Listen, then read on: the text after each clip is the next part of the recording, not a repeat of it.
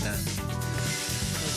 Hoy en Estado Nacional analizamos el rol que asumió Chile como coordinador de la crisis de la Amazonía. El paso del presidente Piñera por la cumbre G7 y sus escalas posteriores en Brasil y Paraguay. ¿Fue un periplo exitoso del presidente Piñera? ¿Fue una apuesta arriesgada? A propósito de la Amazonía o el Amazonas y los problemas derivados del cambio climático, en nuestra entrevista del día conversaremos con la ministra de Medio Ambiente, Carolina Schmid. Además, analizaremos la ofensiva del gobierno de llevar al Tribunal Constitucional el proyecto de 40 horas, la prioridad que ahora el Ejecutivo quiere darle al proyecto de pensiones y el futuro de la reforma tributaria en el Senado. Se suma entonces al panel pronto la senadora demócrata cristiana Jimena Rincón. ¿Cómo están ustedes? Muy buenos días de este último día. ¿Estamos a primero ya o no? Un primer día de septiembre. Tengo un problema con los 30 y los 31, si no lo saco la cuenta bien. Primero de septiembre, quizás el mes más rico del año por temperatura, por clima, porque tiene muy... Además, el 21 empieza la primavera. Porque tiene muy buenos feriados. Mire usted. Yo nací con la primavera. En esta transmisión conjunta de TVN y todas sus plataformas y Radio Duna, presentamos de inmediato a los panelistas, partiendo por el que se presenta siempre solo, Francisco Vidal. Aquí ¿Cómo estamos. está? Muy buenos días. Buenos días, compañeros ciudadanos. Bueno, Clarisa, ¿compañero candidato? No. No, compañero ciudadano. Disculpe. Clarisa Hardy, muy buenos días, gracias por estar aquí. Gonzalo Miller, muy buenos días también. Hernán Larraín, muy buenos días. Muy buenos días, ¿qué tal? Muy bien, pues yo veía cuando estábamos presentando los temas del menú de hoy, Francisco Vidal ponía muchas caras con esto de la mediación de Chile, con este papel del presidente Piñera. ¿Por qué esas caras, Francisco Vidal? ¿No le gustó el papel que asumió? No, yo creo que el presidente hizo lo que correspondía. Ya. O sea, para mí no es como tema. No es tema. Él fue invitado. Yo creo que fue invitado al G7 en función de que vamos a ser los anfitriones de la COP25, que es la cosa más importante. Le tocó el incendio. Claro, se puso en una polémica absurda entre Macron y sobre todo Bolsonaro a raíz de cuántos años tiene la señora, o cuántos kilos de más o cuántos kilos de menos. Pero hizo su pega. No. Ahora, me encantaría que junto con todo esto aprobáramos Escazú, para ser coherentes. ¿Hay mezquindad en la oposición en que si fuese una presidente de la centroizquierda estarían tirando fuegos artificiales diciendo que hay una mediación universal? Lo que hay, yo creo yo, es, primero, conciencia. Porque el presidente Piñera ofrece su ayuda a Bolivia y a Brasil antes de ir al G7, antes de la discusión. Sí. O sea, realmente, como algo dice, es fácil encontrar una oportunidad o que se le den las cosas. Pero en el caso del presidente Piñera estaba construyendo eso. Estaba construyendo, había hecho de alguna manera gestiones previas.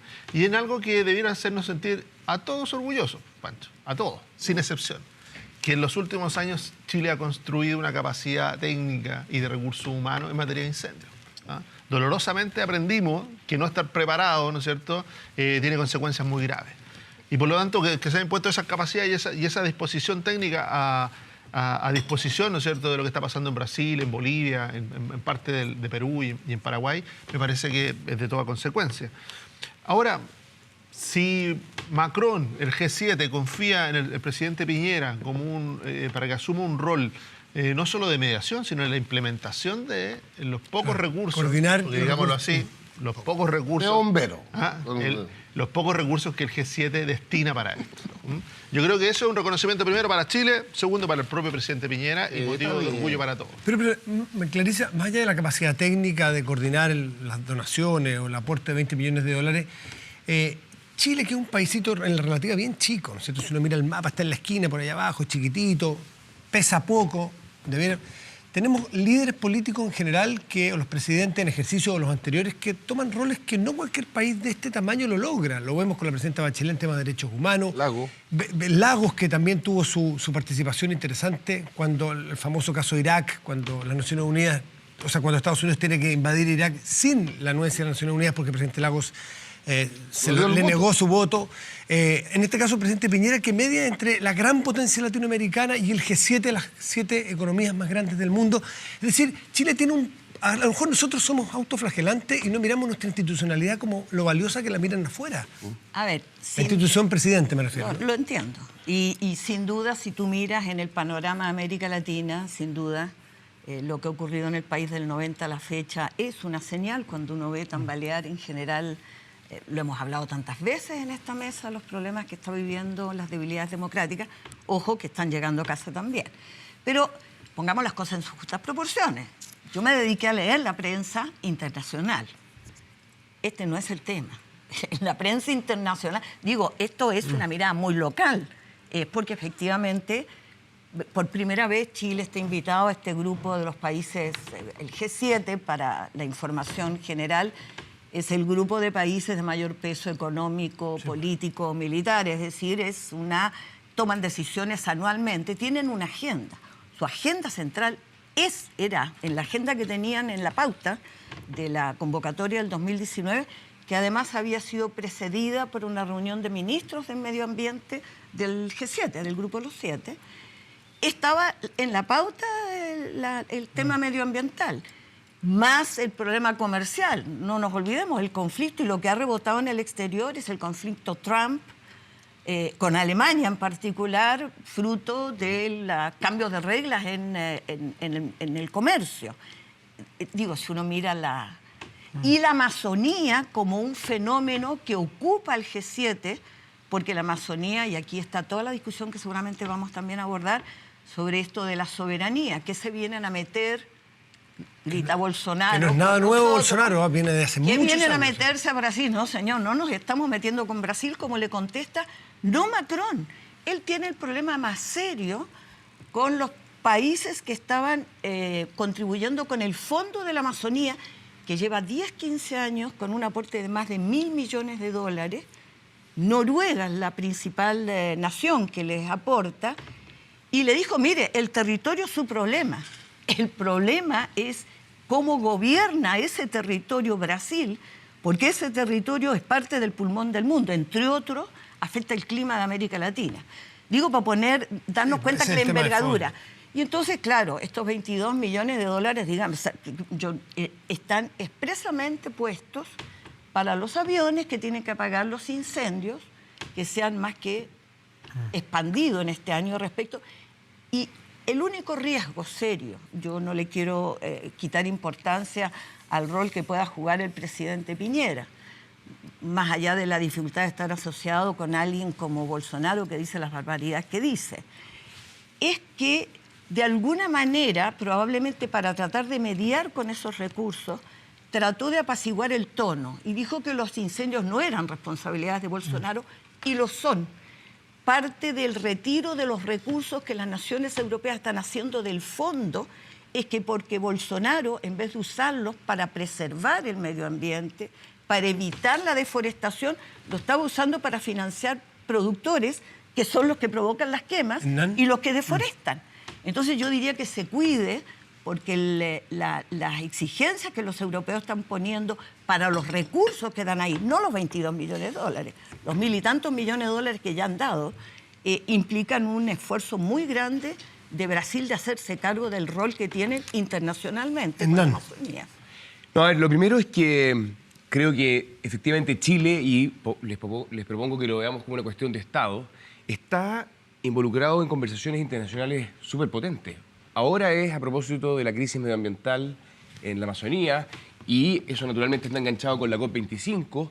Y la otra cuestión global, que es una agenda muy compleja, es la guerra comercial entre Estados Unidos y China, todos los efectos que tiene para todos los países, y que va a tener en la PEC, noviembre en Chile, también un punto de conversación súper potente. O sea, esto le está tocando hoy día a Sebastián Piñera liderarlo, pero estoy seguro que cualquiera de nuestros expresidentes de la misma posición, con el mismo rol de nuestro país en ambas agendas, estaría haciendo algo que creo nos debería poner orgulloso a todos los chilenos. Lagos lo hizo en 2004. Lagos lo hizo, y por lo tanto creo que toda la discusión local respecto de que Piñera aprovechó, me parece un poquitito de verdad provinciana. Cuando la presidenta Bachelet es alta comisionada en materia de derechos humanos y juega un rol importante en Venezuela, creo que todos debemos estar orgullosos porque está cumpliendo bien su pega, y a nivel global este pequeño país demuestra tener líderes internacionales que hacen ver este país como algo más grande de lo que es territorialmente, ¿cierto?, en el globo. Eso respecto a lo primero. Lo segundo, respecto del debate como más puntual sobre lo que está ocurriendo en el Amazonas. que es parte, obviamente, de una cuestión muy compleja que nos afecta a todos. Yo creo que el presidente Piñera está cumpliendo con su responsabilidad. O sea, generar y colaborar en la interlocución de estos distintos actores, entrar y pararse con el presidente Bolsonaro para buscar una salida, yo encuentro que habla bien de él y de nuestro país. Si el presidente hubiera sido Temer, Dilma, Lula, Sebastián Piñera hubiera estado parado ahí, porque el tema no es Bolsonaro, el tema es la Amazonía. Y esto afecta, digámoslo, a 8 países en Latinoamérica.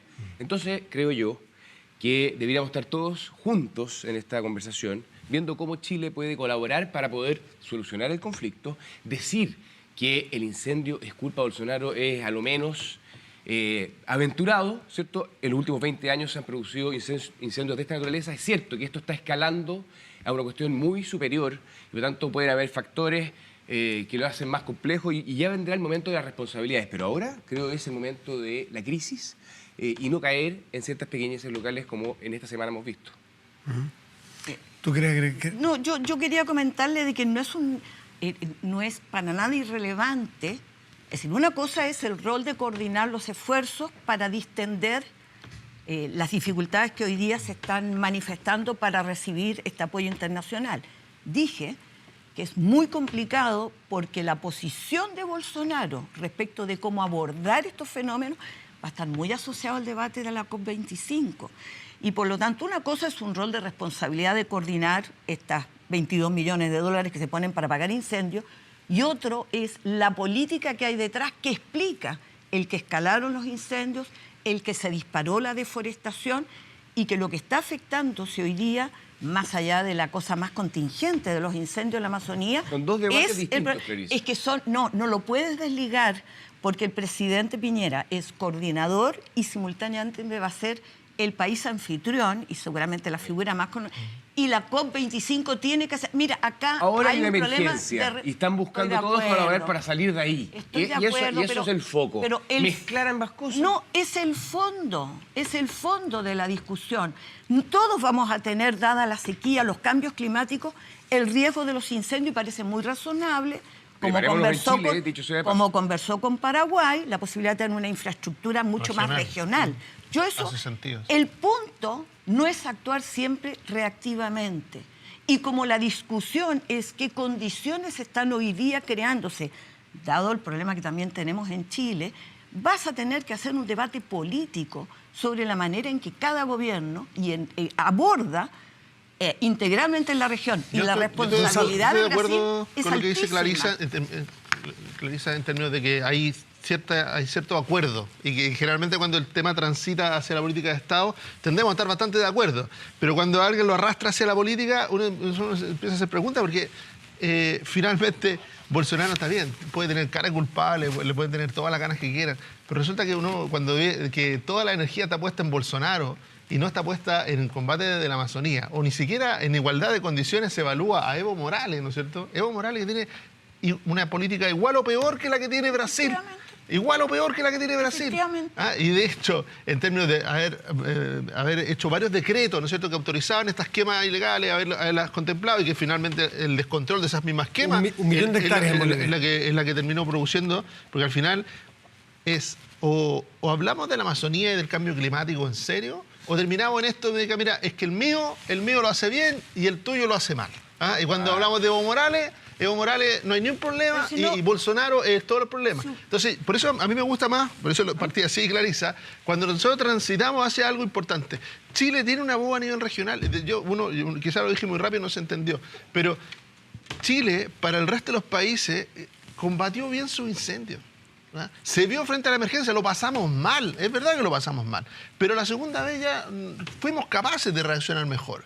Y como país tenemos esto, y el resto de los países nos reconoce eso. Cuando se habla de formar un ente regional, es porque los países confían en nuestra voz en esa materia. Entonces, uno tiene que decir, bueno, seamos capaces de la crítica responsable, del diálogo político, pero también de reconocer cuando desde afuera nos miran con otros ojos, nos reconocen talentos que quizás nosotros no somos capaces de reconocer, como bien lo decía Hernán, a veces por la cuenta chica, digamos, de quién está aquí o quién se puede llegar a beneficiar de que como país nos reconozcan capacidades que quizás antes no teníamos. Ese es el fondo del punto, quizás antes no las teníamos y hoy día sí las tenemos. Bueno, quizás esa mirada desde afuera se viene produciendo desde los 90, la capacidad de restablecer la democracia, aunque hoy, han pasado los años, surgen críticas, pero es una restitución democrática bastante ejemplar en muchos aspectos, en materia de resolución de casos de derechos humanos. O sea, Venezuela está mirando nuestra transición. En tema de crecimiento económico, aunque tenga críticas, también es un país que ha logrado como poco en el mundo un crecimiento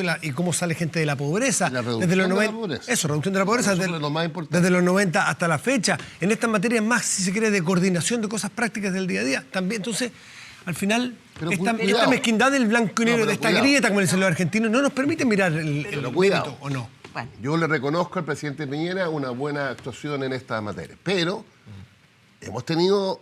¿Cuál es el valor de Chile en la política internacional, un país, por así decirlo, entre mediano y chico? No, en el mundo quizás poco o nada. Poco. En el mundo. Salvo, como lo decía el presidente Lago, cuando estamos en una situación de debilidad en el planeta, la forma de defender a los relativamente más débiles es el pluralismo, la multiintegración en los más diversos sistemas.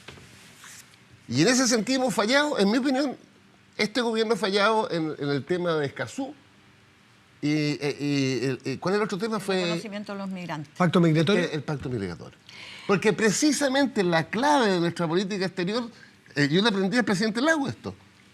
Además nos lo explicaba directamente en 2004 cuando le hizo una tapa a Bush. La única forma que un país como Chile sea protegido es meter a los grandes que no abusen. ¿Y cómo tú metes a un grande que no abuse si tienes reglas del juego comunes para todos? Para los grandes y para los chicos.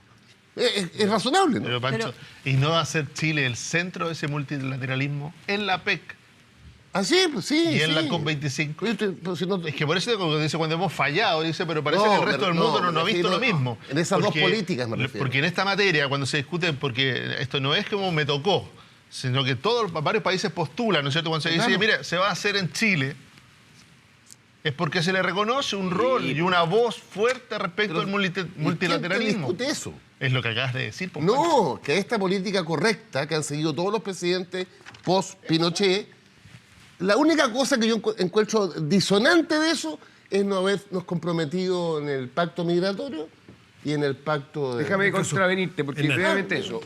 Yo creo que nosotros cometimos un error en el caso de Filipinas.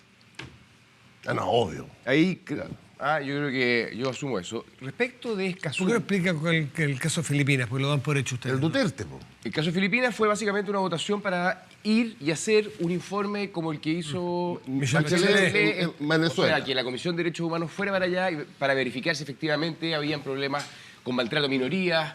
No, hay asesinato ahí. Por supuesto, pero el punto es que Chile se abstuvo Sí.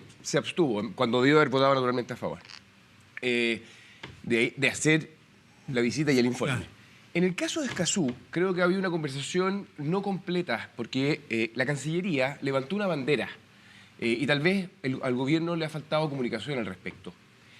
Chile cumple con todos los requisitos que establece Escazú, con todas las características que tiene ese tratado, pero hay una cesión de soberanía Ahí está. Ese a es el punto. el Tribunal de la Haya en materia de acuíferos con países mediterráneos vecinos. Y entonces, ¿cuál fue la bandera que levantó la Cancillería?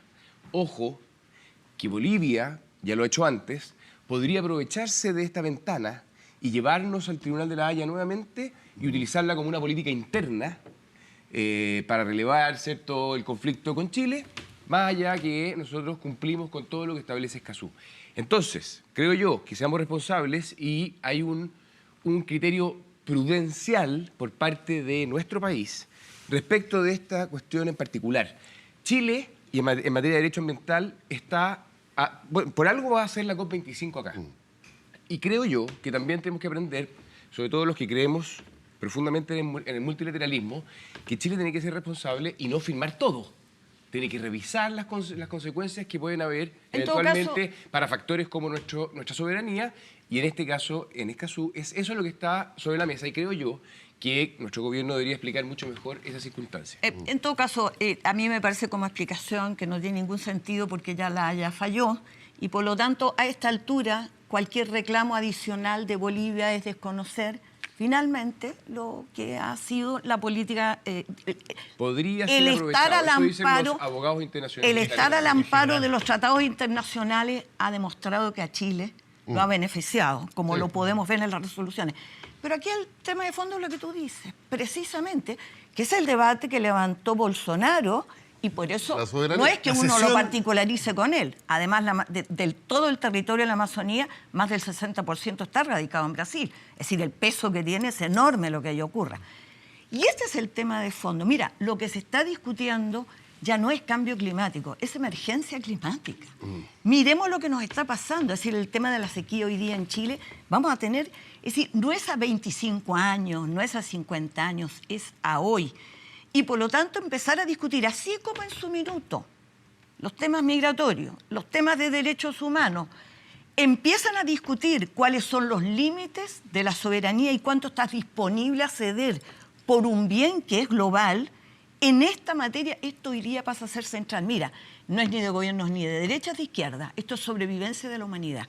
Eso es lo que está en cuestión. Pero es América estamos Latina y el absolutamente cambio de acuerdo. climático en América Latina. Chile lidera. Dado lo cual, Chile lidera en ese debate. Dado lo cual, lidera con Lidera. esta.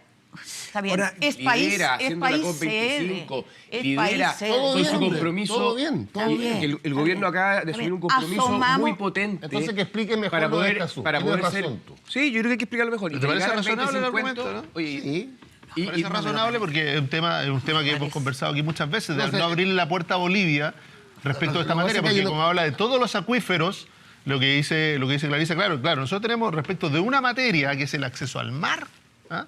Definido. definido. Pero todavía está abierto el caso, por ejemplo, de Silala. Pero por ejemplo. hemos visto como no Va a Evo estar Morales. presente en igual general, Bolivia, con la Bolivia suscripción o no ha de extremado Escazú, la va a estar- creatividad, jurídica y puede decir, mire, Eso es muy Chile ingenuo. ha firmado posteriormente un tratado que habilita la discusión de estos temas. Y por lo tanto, como él lo ha hecho voluntariamente No y de se- manera posterior al No se fallo... entrega por jurisdicción eso. nacional ni Pero, soberanía Clarisa, en el Tratado en de eso estamos de Escazú. acuerdo. El punto es Entonces, ¿cuál es el no punto? abrirle la puerta a la creatividad No, de los bueno. juristas bolivianos. Perdón, la Porque creatividad... esa creatividad la que nos ha tenido de- 10, 15, 20 no años tienen nada en que La ver. Haya, Son gastando las señales que tú recursos de los das chilenos. de suscripción de tratados internacionales que comprometen fenómenos que son globales. Mira, eso es al margen. Con o sin la suscripción del Tratado de Escazú, yo tengo la certeza que esto no tiene resolución en Bolivia que no, No. sea política. A Y ver, por, déjame- yo por puedo lo tanto, decir, Hernán, me parece que No, usarlo dos como cosas. argumento Yo creo que no tiene efectivamente sentido. hay un debate respecto a la soberanía y cómo nos vamos poniendo de acuerdo en ciertos temas, por ejemplo, en la emergencia climática. Yo creo que eso es parte de lo que va a ocurrir en la COP25 y hay que hacerse cargo de eso. Ahora, yo creo que miramos mucho lo que está ocurriendo afuera y eso es fundamental, pero ha habido poca conciencia, y creo que deberíamos ponerlo sobre la mesa, sobre una cuestión que está ocurriendo en Chile ahora. El ministro Walker ha dicho estamos en una emergencia hídrica. El proceso de desertificación es profundo. El próximo verano podría ser crítico en materia de incendios en Chile. Hace 40 años que tenemos conciencia de que hay que hacer una serie de inversiones para poder cuidar nuestra agua y no la hemos hecho porque electoralmente no rinde, sin anestesia, y por lo tanto aquí hay una política de Estado. Y yo les quiero decir, formalmente, Evópolis se suma al llamado de emergencia que está levantando el ministro Walker. Esta es una política de Estado. Él está convocando una mesa para que todos los sectores nos sumemos y hagamos las inversiones que eso implica con lo que eso implica técnicamente, transversalmente en materia de presupuesto, y preparémonos porque Viene una discusión muy fuerte técnicos sobre consideran código. de que el próximo... O sea, podemos encontrarnos... pero podemos ese encontrarnos... tema- Oigan, Involucra el muchachos, código de aguas. No, podemos... eso para allá hoy. podemos- Partamos con por favor, con el dile al código de ministro agua. Walker, o se lo decimos aquí, partamos por que las aguas sean de todos los chilenos. Pero mira, ustedes estuvieron en el gobierno 4 años, Es que eso- y antes fue 20, Piñera, y antes 24. fue... Les quiero decir de que esto es un tema transversal. 40 años sin hacer las inversiones, los embalses que se exigen para poder... Tienes toda la razón. Entonces, no, aquí como decirle, oye, código de agua, ustedes, No, nosotros... toda la esta razón. cuestión Tienes toda la razón. es de todos nosotros. Pero partamos porque el agua sea de todos los chilenos y no una cosa privada. Así de simple. Mira, con esa excusa no nos hacemos cargo de la cuestión de fondo que sigue estando presente y preparémonos que el próximo verano puede ser un infierno. ¿Sabes lo que pasa? Podemos estar en la COP25, ojalá no sea crisis así, hídrica. con incendios feroces si se cumplen algunas... Pero bueno. Ojalá que no algunas sea así, predicciones. Claro, podría ser en paralelo Sí, un escenario muy dramático. Pero más allá de la emergencia, porque tiene toda la razón con la emergencia, lo que estamos viendo aquí, y resulta que, claro, pero tampoco, para ser justo, si este año hubiera llovido más de lo que llovió, no estaríamos discutiendo este tema. Entonces uno dice, bueno, ¿en qué punto somos capaces de mirar si un país que se proyecta como una potencia minera, como una potencia agroalimentaria, como pone ahí las bases de su desarrollo en los próximos 30, 40 años, no se está haciendo cargo, en esa perspectiva de 30, 40 años, los temas del agua? Y eso tiene que ver desde desalinizar, tiene que ver con represa, sí, tiene que ver con... Y tiene que ver también con un tema que es muy interesante, pero que... ¿Por qué cuando hay desde el mundo privado soluciones a problemas públicos? Por ejemplo, como la carretera hídrica, que de hecho hay 2 propuestas de carretera Hay hídrica. proyectos. Hoy día aparece una. Muy Sí, está avanzados, avanzando la- pero que resulta que lo Sí. único, cuando uno escucha a los impulsores de esto, es que llevan 15 años atrasados. O sea, si la discusión no empieza a sonar, oye, pero si escuchamos el 2010 la carretera hídrica, ¿y qué pasó? La cantidad de permisos y de freno y de todo hace que recién hoy día se está aprobando la iniciativa privada hace poco, hoy día se está dando paso al primer tramo y ya enfrenta dificultades. Entonces decirle, o nos tomamos en serio el tema del agua, porque aquí, Pancho, hay que tomar un punto, está lleno de información que hay que aquilatar bien. Cuando a alguien le dicen en Chile, usted dice, pone un punto, tú dices la ley, la propiedad sobre el agua que hay, Y alguien te dice, por otro lado, te dice, ¿sabe usted que el 80% del agua se pierde en Chile? Sí. El 80% del agua se bota. ¿Ah? ¿Qué significa se pierde? Se pierde, no hay ninguna posibilidad de... Sale de la cordillera, Sale de la cordillera, Perdona, llega al ese, mar. ese es un concepto muy equivocado según los expertos. No se pierde. Bueno. No, es No, que va al mar. es que si no fuera al mar, el problema medioambiental que habría en el mar por la alza de la salinidad, entonces no es tan así. es No que se bueno. trata que tú puedas, Pero- que tú evites de que Pero salgan los es ríos que- al mar. Pero, Matías, no se Matías, pierde. Matías, recurso de Es otra manera. curioso. hay muchos conceptos, está bien, sí, Es está bien. curioso. Pero cuando tú usas el agua, cuando tú la usas el agua, en vez de dejarla correr, no evitas que llegue al mar. Sí, al fondo, bien. cuando tú No se riegas, pierde, no se pierde el el que agua. llegue al sigue, mar- pero la usas y sigue el agua. ¿No es cierto? Gonzalo, a Para mí consumo humano, me para parece cualquiera. fantástico oírte a ti decir algo que venimos diciendo hace rato y que tal vez va a marcar la discusión del futuro. La está haciendo afuera, ¿eh? No es un tema que nos inventemos acá. Y es el tipo de desarrollo que tenemos en Chile. Es la estrategia productiva, el cómo nos relacionamos con los recursos naturales. Fíjense ustedes que la peor amenaza que está viviendo hoy día el Brasil no es estos países que le dicen no te vamos a dar fondos, son empresas internacionales que le están diciendo a Brasil no vamos a poner un peso de inversión mientras ustedes no arreglen como política gubernamental el problema de Amazonía. Lo que tú Y le pasa a estás nuestro diciendo... cobre, y le pasa a nuestro y salmón. por lo tanto, exactamente, se ha Las disminuido... producciones verdes. Se ha disminuido la masa de salmón disponible. También tenemos O sea, problemas ya de hubo una amenaza de forestación. no comprarle carne a Brasil. Ojo. Y eso podría ser para la economía brasileña Tú feroz. acabas de instalar un tema que yo aplaudo y me sorprendo, porque tú estás diciendo el modelo con el que hemos desarrollado Chile es sostenible, No. es posible, y si no, estamos verdad. revisando el cómo se invierte, quiénes invierten, dónde se ¿Eso es invierten. propio de Chile o del mundo que está No, cambiando está bien, el pero foco? acá la resistencia, cada vez que el mundo progresista planteaba esto, o sea, ya están de nuevo con temas ideológicos. Lo que pasa el es que tema Chile del cambio es un climático experimento que es está a la ideológico. ultra neoliberal. Pero Pancho, si de nuevo el problema.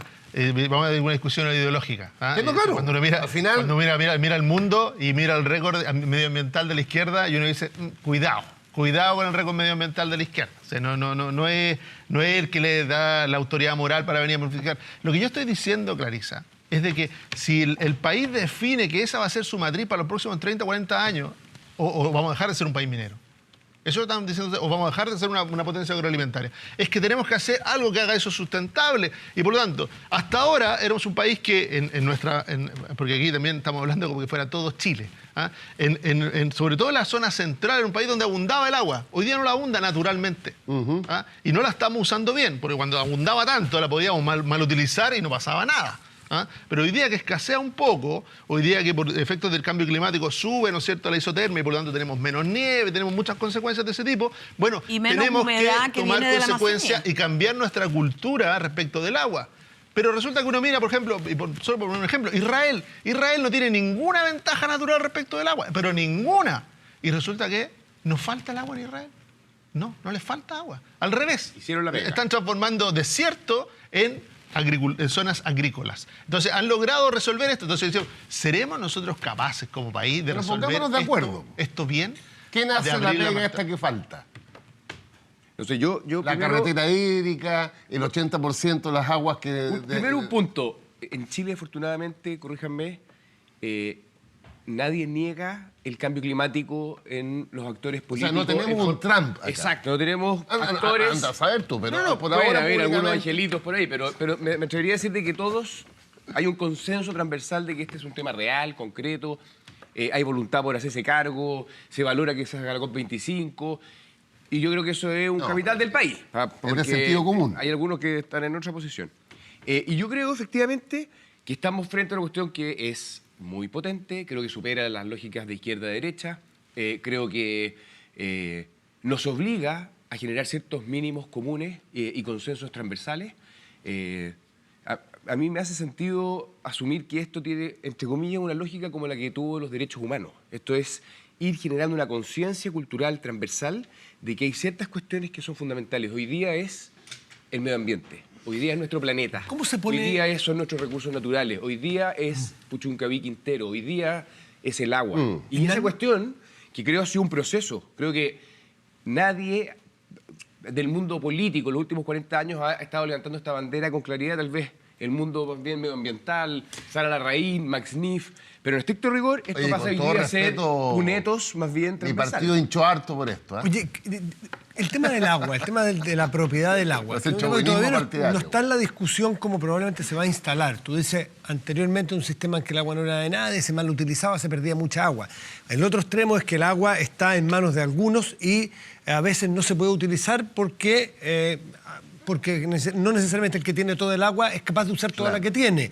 Que son quizás dos extremos. Esa debe ser una tremenda La discusión. reforma del Código de Aguas, Matías, Me gustaría saber cómo es equilibrada. equilibrar estos dos intereses. Prioriza lo que es obvio, el agua para ser humano. El uso, ser humano, primero, claro. ¿ya? Ya, que es un 18% del consumo. ¿cómo se va a dar? El grueso. La minería. Nicolás, Y la agricultura. En La agricultura del Hernán, ¿cómo se va a dar dentro de su sector, que probablemente va a ser el más duro en querer cambiar el Código de Aguas como está ahora en cuanto a la propiedad? ¿Cómo lo discuten ustedes Es que internamente? yo creo que esto va a ser una discusión que para que sea realmente avance como solución tiene que ser múltiple. ¿Una pata de la discusión del Código de Agua? Sí. ¿Es la única? No. Porque si no vamos a estar peleando cómo nos repartimos la poca agua que logramos juntar. ¿Pero hay que discutir la propiedad del agua? Bueno, yo creo que ahí hay un punto, sí, obvio que hay que discutirlo. Si en eso, nosotros necesitamos un código de agua moderno que garantice todo, que garantice que las la personas prioridad puedan invertir, que a las uno. personas puedan tener Consumo acceso al humano. agua y todo. Pero resulta que, de nuevo, donde nosotros tenemos que tener una conversación en paralelo a eso, es que necesitamos mucho más agua de la que tenemos hoy día. Así es. Entonces, decirle, bueno, esa agua está disponible, en muchos sentidos sí está disponible, ya sea por la vía de la tecnología, como la desalinización, o por la vía de aprovechar mejor el agua. ¿Ah? Si esto de dejarla correr, Matías te dice, bueno, sí, tiene un rol final el agua, pero dejarla correr en un país donde Además, igual llega los acuíferos, sí, bueno, sí, al finalmente Finalmente. igual, Pero es por nuestra la pendiente natural, pendiente. nuestra pendiente natural hace que todo el agua va a llegar. Pero también hay ciertos conceptos, por ejemplo, el otro día le escuchaba al ministro Moreno, que yo creo que vale la pena escuchar al ministro Moreno porque ha instalado 2 o 3 conceptos que van en la línea de lo que conversábamos, Clarisa, de sacar un poquito la cabeza de la caja. Es decir, el ministro dijo, aquí está la ley de agua, hay que conversarla en serio, respecto de lo que el país quiere hacia el futuro. Y segundo, dice, bueno, ¿qué pasa con estos grandes proyectos de inversión? ¿Vamos a privilegiar, por ejemplo, que se pueda desalinizar el agua como país? ¿Vamos a favorecer eso?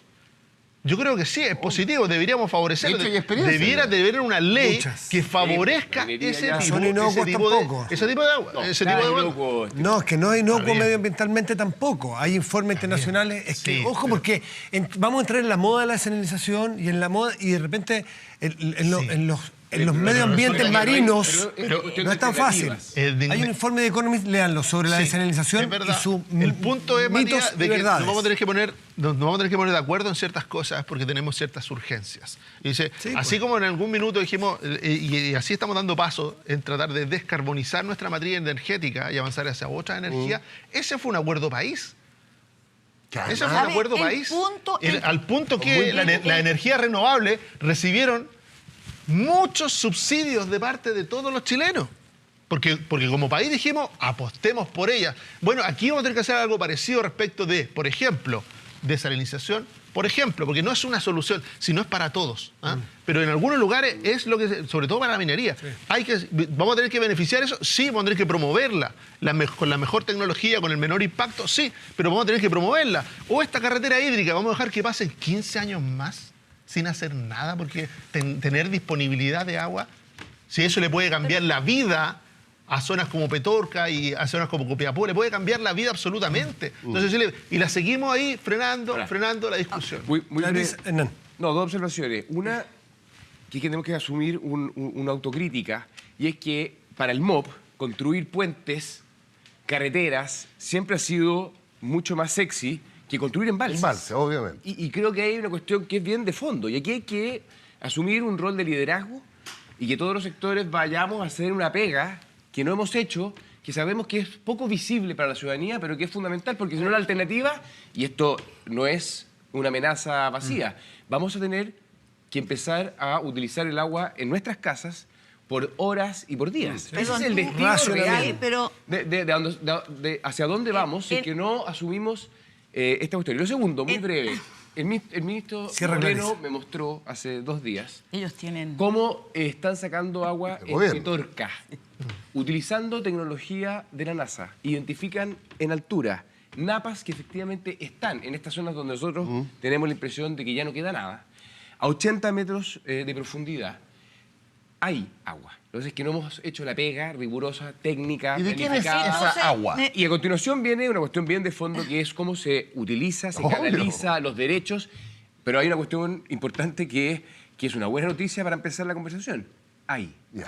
A ver, pero Para acá cerrar hay- este bloque, De porque todo hay, si el de- problema es cómo se distribuye. No, a ver, primero, Es como parte de la dices tú, no es que esto no sea visible para la ciudadanía, por el contrario.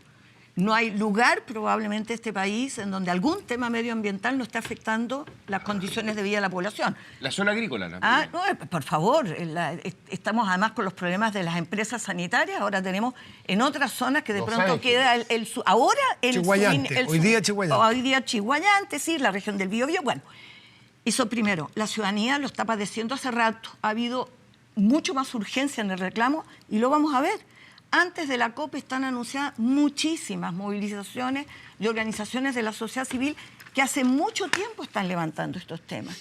Y que es una muy buena noticia. Pero lo más importante de esto, y por eso a mí me sorprende, para bien, Muy porque bien. creo que ahí podemos encontrar puntos de acuerdo, es que la matriz con la que está construido nuestro desarrollo está en cuestión, y dos, ¿qué papel le cabe? Yo sé que me nos van a decir algo por decir esto, El Estado, al Estado en esta materia. Esto Papel implica relevante. Un gran rol, por inversiones supuesto. públicas de gran envergadura. Lo digo acá. ¿Usted cree que hay ausencia total del Estado? No, nunca he dicho que es No, ausencia. el Estado pero la subsidiario. verdad es Si es que negocio para el siempre- privado, La verdad nosotros es que fuera. parte de la dificultad ha sido incluso Salgamos montar de una estas empresa caricaturas y hagamos cargo que del problema maneje de la verdad. inversión en infraestructura que hubiera dinamizado la economía mejor que con estos paquetes económicos que se anunciaron muy tardíamente. Vamos a hacer una pausa. Parte de la misma a la discusión. vuelta de esta va a estar con nosotros la ministra del Medio Ambiente, Carolina Schmidt. Vamos a seguir conversando sobre estos temas, luego Muy volvemos bien. a la Pero a mí me mesa. interesan las Pausa 40 horas. y volvemos. Vamos a hablar sobre 40 horas. Pausa y volvemos aquí en Estado Nacional.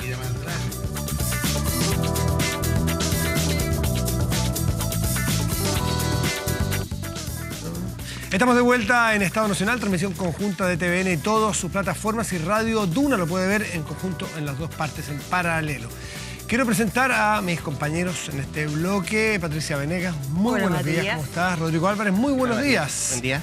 Y el tema que nos convoca, seguimos hablando un poco de lo que estábamos en la mesa, que es un tema que se toma todas las conversaciones en sus casas, en sus oficinas, en los medios, las editoriales, porque lo medioambiental, lo climático y con las emergencias que estamos viviendo en el mundo, sobre todo aquí en este continente, en la Amazonía, sin duda que lo amerita. Y nada más atingente a eso que tener a la ministra del Medio Ambiente de Chile en el año de la COP. Además, Carolina Smith, muy buenos días. Gracias por estar aquí, ministra. Muchas gracias a ¿Qué usted tal, por la invitación. ministra? Y recogiendo un poco lo que se estaba discutiendo en el panel, quisiera partir preguntándole cómo evalúa usted lo que ha sido el rol de los distintos países que están envueltos en esta emergencia del Amazonas, particularmente lo que ha pasado con el presidente Jair Bolsonaro, estos enfrentamientos que ha tenido con el G7, con el presidente francés Emmanuel Macron, pero también con este rol del presidente Sebastián Piñera, que queda un poco al medio, intentando coordinar lo que es esta entrega de ayuda ante la emergencia en el Amazonas. Bueno, claramente estamos enfrentando una emergencia global y los incendios en la Amazonía, este pulmón verde del mundo, nos han demostrado con fuerza cómo esto nos impacta. El presidente Piñera fue invitado al G7 en un rol muy relevante de Chile, justamente en la acción climática, y ha jugado un rol muy relevante en un tema central, que justamente tiene que ver cómo nos hacemos cargo de temas que son soberanos de cada país, justamente de preservar y cuidar nuestro entorno, con un tema de colaboración de todos los países en una problemática que la acción de cada país no es suficiente para poder justamente enfrentar lo que es el calentamiento global. Hoy Chile está liderando el concepto de este soberanía, solo para yo creo que el presidente Piñera fue muy claro en la materia. No existe conflicto entre la soberanía de cada país y la colaboración internacional. El presidente está jugando un rol fundamental en esta materia de llevar la colaboración de los países a la Amazonía, que es mucho más que Brasil, ¿verdad? La Amazonía concentra el 40% del bosque tropical del mundo, está constituida por 9 países, y el apoyo internacional justamente para combatir los incendios y ayudar a preservar este pulmón verde del mundo ha sido claro y muy fuerte por parte del presidente. Ministra, buenos días. A propósito del rol del presidente, la ex candidata presidencial Beatriz Sánchez cuestionó el rol que lleva adelante el presidente Piñera de coordinador de esta ayuda internacional para el Amazonas. Dijo que es una tarea que no coincide con la política medioambiental que tiene su gobierno. Se ofrece para salvar el Amazonas, pero no firmó el acuerdo de Escazú, dice Beatriz Sánchez. ¿Qué se responde, ministra? Bueno, claramente Chile está liderando una política de acción climática sin parangones a nivel global. No solamente es la sede y presidencia de la COP25, sino que el primer país en vías de desarrollo que compromete la carbono neutralidad al año 2050 y está impulsando unas transformaciones más profundas que se están dando a nivel ambiental, no solamente en Chile, sino con un liderazgo reconocido internacionalmente. Limitar eso al acuerdo de Escazú es claramente no comprender lo que está pasando a nivel global con la acción climática.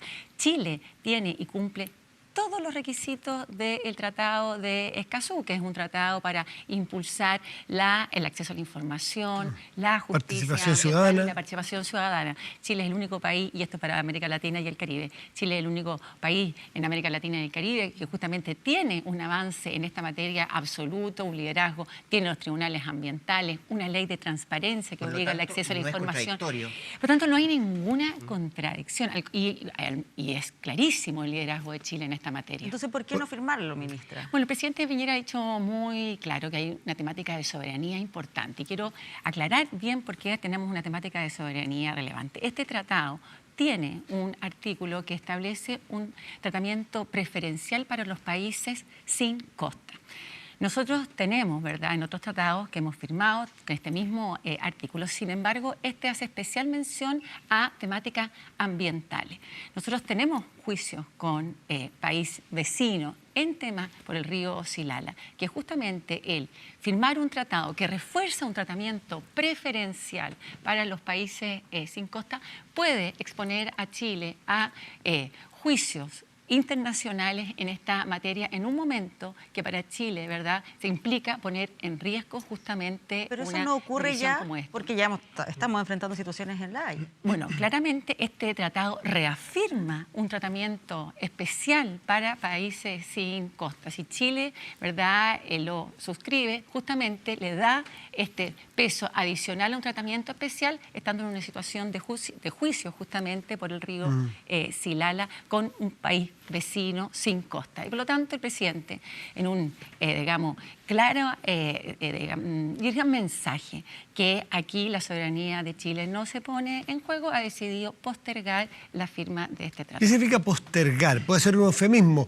¿Quiere decir que si se zanjara el tema de Silala en La Haya ahora, Chile inmediatamente firmaría? ¿Ese es el único punto? El presidente ha señalado, claro, no va a poner en riesgo la soberanía de Chile, garantizando el cumplimiento pleno de toda y cada una de los requerimientos del Tratado de Escazú. Va a priorizar los temas de soberanía de Chile ante tribunales internacionales y, por lo tanto, ha decidido dejar el Tratado de Escazú, ¿verdad?, pendiente de firma. Chile y Costa Rica fueron los países que empujaron este Tratado de Escazú, o sea, la elaboración de todo este... ¿Por qué Chile no puso los peros antes? ¿Y por qué llega el momento de la firma? Fue tan llamativo que Chile, que era el líder, se restó. Por esto que usted explica. ¿Por qué no lo hizo ver antes en las reuniones preparatorias? Porque este artículo particular, ¿verdad?, que da un tratamiento especial en los países sin costa, está en otros tratados de Chile. Y Chile lo que ha querido y hizo de manera muy importante, al ser un país líder en justamente las temáticas de Escazú, acceso a la información, participación ciudadana y justicia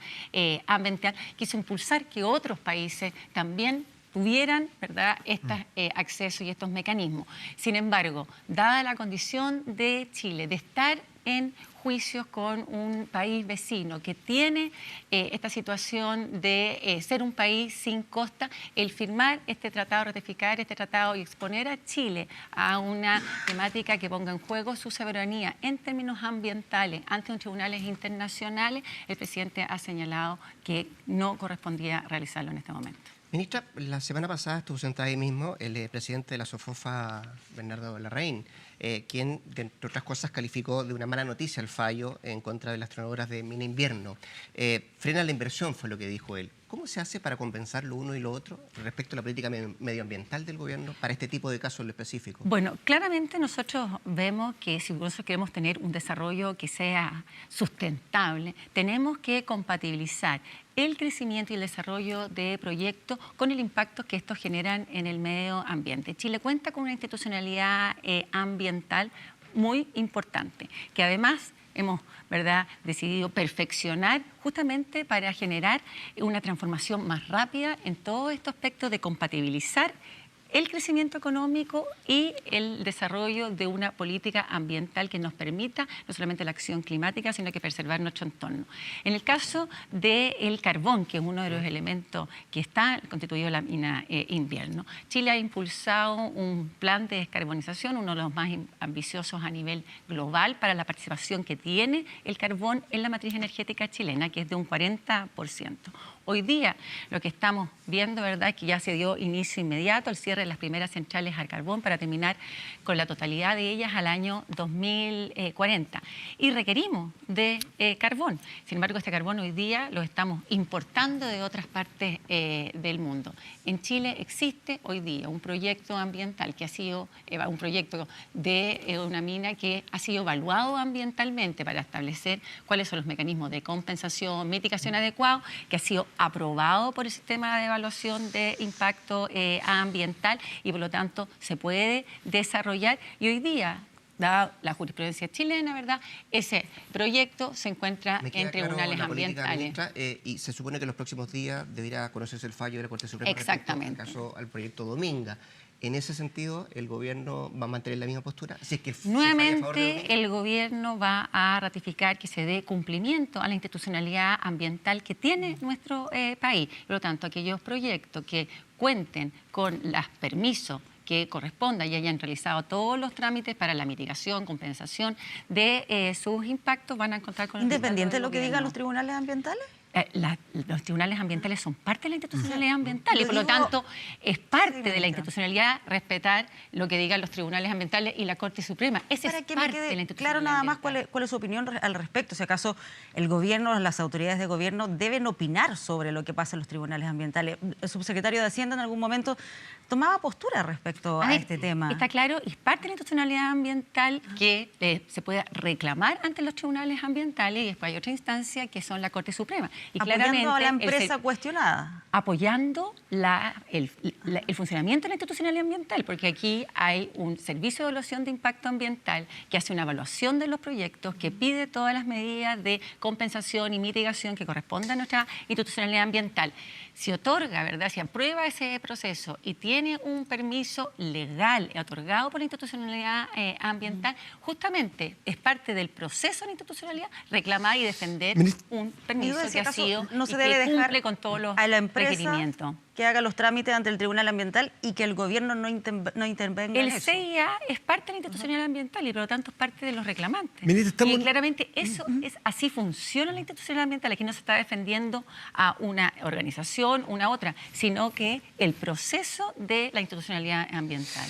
Los requerimientos ambientales a veces se transforman a su juicio en un obstáculo para el crecimiento económico, porque Chile está con problemas económicos como muchas partes del mundo, pero en particular hemos visto a los ministros con paquetes pro inversión. Sabemos que la inversión es clave para aumentar o mantener los ritmos de crecimiento. Y muchos alegan en privado de que con los requerimientos, como está el ambiente para presentar un proyecto y aprobarlo, es muy difícil y que hay, de alguna manera hay una inhibición a presentar proyectos de inversión porque no salen adelante o se demoran muchísimo. ¿Usted cree que ahí se está produciendo dos realidades paralelas? No, a ver, el presidente Piñera ha sido muy claro en esto. No existe verdadero desarrollo si este no es sustentable. Y para eso los proyectos justamente tienen que respetar toda la normativa ambiental y cumplir con todos los requerimientos que se están establecidos en los procesos de evaluación de impacto ambiental. Muchos de esos procesos, y nosotros necesitamos, y eso estamos impulsando, oye, cómo se entrega mayor certeza jurídica a todas las partes, cómo se hacen más eficientes estos procesos, y claramente también cómo tenemos una normativa ambiental que responda de mejor manera a los requerimientos que hoy día tenemos. Pero una cosa es es esa cumplir, conversación claro. la que ¿Y cómo se justamente está dando ese estamos sano equilibrio entre la necesidad de inversión y el respeto a lo medioambiental? ¿Usted percibe que hay molestia en grupos empresariales o pro inversión que dicen, ¿sabe? No vale la pena seguir presentando, seguir quemándose las pestañas presentando un proyecto porque nos va a ir mal? Es decir, que hay un ambiente no muy pro inversión. ¿Ustedes lo ven? ¿A usted le llegan esos alegatos? A ver, aquí hay una incomodidad muy importante con el procedimiento en general, por parte de todos los actores, ¿verdad? Los actores, digamos, los proyectos en sí, ellos tienen una dificultad importante en los tiempos ligados a todos los procesos de evaluación de impacto ambiental. ¿Son los correctos? Claramente tenemos que avanzar y por eso el gobierno presentó una reforma al servicio de evaluación de impacto ambiental que permitiera disminuir los tiempos de tramitación y también entregar mayor certeza a todos los actores porque hay una demanda ciudadana muy importante Es decir, también en este aspecto. Ministra, entonces la Por institucionalidad participación. a rato se transforma en un obstáculo para el crecimiento en Chile. La institucionalidad Ambiental. en nuestro país tiene que ser, ¿verdad?, perfeccionada. ¿Por qué? Porque no está respondiendo de manera adecuada a los distintos actores. La ciudadanía, por una parte, siente que no tiene la participación necesaria muchas veces en los procesos de evaluación y por eso, como reforzamos la participación ciudadana es clave y los proyectos tienen, ¿verdad?, que tener también el grado de certeza, que si cumplen todos los procedimientos y toda la normativa y todas las medidas de compensación y mitigación que se requieren de los procesos, de los distintos proyectos, van a poder realizar ese proyecto. Justamente es ese balance el que queremos impulsar con la reforma del sistema de evaluación de impacto ambiental. Déjeme volver a temas más específicos de zonas más complejas de nuestro país. La semana pasada se cumplió un año de la nube tóxica que cubrió Quintero y Puchuncaví. Y el fin de semana pasado también hubo una nueva manifestación de los habitantes de esa zona. ¿En qué está esto? ¿Cómo va? ¿Cómo se ha avanzado? Bueno, la zona de Concón, Quintero y Puchuncaví estuvo expuesto por más de 50 años a una contaminación permanente y continua. Justamente el gobierno del presidente Piñera le tocó enfrentar una crisis muy importante fruto de un episodio de contaminación que se dio en la zona. Hoy día, después de un año, se ha permitido hacer un cambio muy profundo en nuestra institucionalidad y nuestra normativa, justamente para atacar esa contaminación permanente que ha tenido esta zona.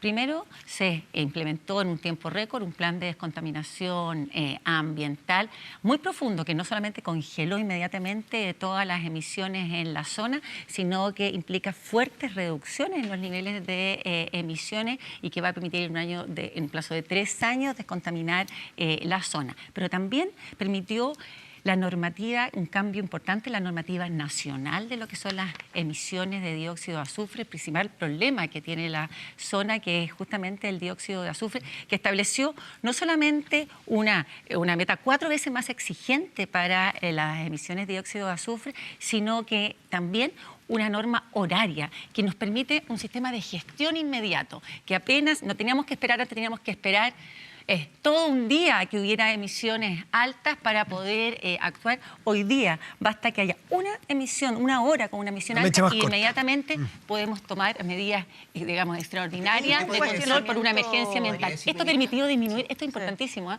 porque por un año en la zona se han permitido disminuir casi en un 40%, en más de un 40% las emisiones, justamente. ¿Podría decir que esa zona, la de Quintero, la de Puchuncaví, está mejor que antes? Claramente está mejor que antes y justamente esto vemos, yo creo que ninguna combinación de herramientas ha tenido un impacto tan importante en una zona que se aplicaba un plan de descontaminación como en la zona de Concón, Quintero de Puchuncaví, que ha permitido, ¿verdad?, a meses de aplicación de esta nueva normativa una disminución de más del 46% justamente de los picos de contaminación de dióxido de azufre en la zona. Ahora, quedan 3 años, esto no está solucionado. Y esto es muy importante, porque hay un periodo gradual de 3 años de aplicación de ese plan. Esto es un periodo, y el plan de descontaminación, que a diferencia de otros planes que tienen un periodo en general muy largo de 10 años, es un plan que tiene un periodo de 3 años para justamente dar pleno cumplimiento. Sí, ministra, pero ¿se puede decir que se está mejor que antes cuando se siguen registrando estos episodios de emergencia ambiental donde hay preocupación de parte de la ciudadanía? Y recuerdo hace un par de semanas cuando usted fue criticado porque decía que acá no se había registrado una infracción a la norma cuando se había presentado un nuevo caso de emergencia ambiental. Bueno, es que eso es muy importante. Hoy día la emergencia ambiental la podemos fijar con una norma que es 4 veces más exigente. Entonces, antes no íbamos a tener esa norma, y no solamente 4 veces más exigente, sino que justamente a 1 hora. Entonces, en Concón, Quintero, Puchuncaví, antes teníamos diariamente este tipo de, digamos, sobrepasar este nivel que pasamos, que se pasó ahora, y no solamente que no se sabía porque no se era declarado emergencia. La emergencia ambiental tiene que ver con declarar medidas extraordinarias de acción, ¿verdad?, cuando se supera un cierto nivel. ¿Y qué es lo que se hizo? Ese nivel se bajó 4 veces y se puso que a 1 hora, no a las 24 horas continuas de emisión, se pudiera actuar y declarar esta emergencia. Esta emergencia es símbolo justamente de que se está actuando de una manera que nos ha permitido... Cambió la vara para medir las emergencias. Claro. Pero más allá no es que ese sea un nivel, digamos, sino que es un nivel para accionar medidas extraordinarias y que nos ha permitido reducir. Enciendan esas alarmas, que por supuesto es súper relevante para poder detectarlo oportunamente. Tengo la sensación que lo que finalmente quiere la ciudadanía es que no se vuelvan a producir esos episodios. Lo que la ciudadanía quiere es que se descontamine la zona, y tiene toda la razón. Y justamente estas medidas nos están permitiendo cumplir con ese objetivo que quiere la ciudadanía. Nosotros nos gustaría que esto fuera inmediato, pero siendo serios y responsables para poder hacer esto de manera adecuada, justamente se establece este periodo de 3 años y un incremento, pero sustancial en la disminución. ¿No es demasiado de esos estas 3 años, emisiones, considerando todos los años que ya han estado expuestos a esta contaminación en esa zona? Bueno, lo que estamos hablando es descontaminar la zona. Claramente las emisiones se disminuyeron de manera inmediata. Primero, se congelaron inmediatamente las emisiones, y segundo, ¿verdad?, se establece la disminución inmediata. Ahora, la descontaminación de la zona es un periodo de 3 años. ¿Puede Chile ser sede de la COP25 teniendo zonas de sacrificio? Que esa es un término, es un concepto que a lo mejor nos acostumbramos, nos familiarizamos, pero si uno lo mira en su detalle, y sobre todo si nos tocara a nosotros vivir ahí, inaceptable. Es decir, ¿cuál es tu domicilio? La calle O'Higgins 348, comuna de Puchuncaví, zona de sacrificio.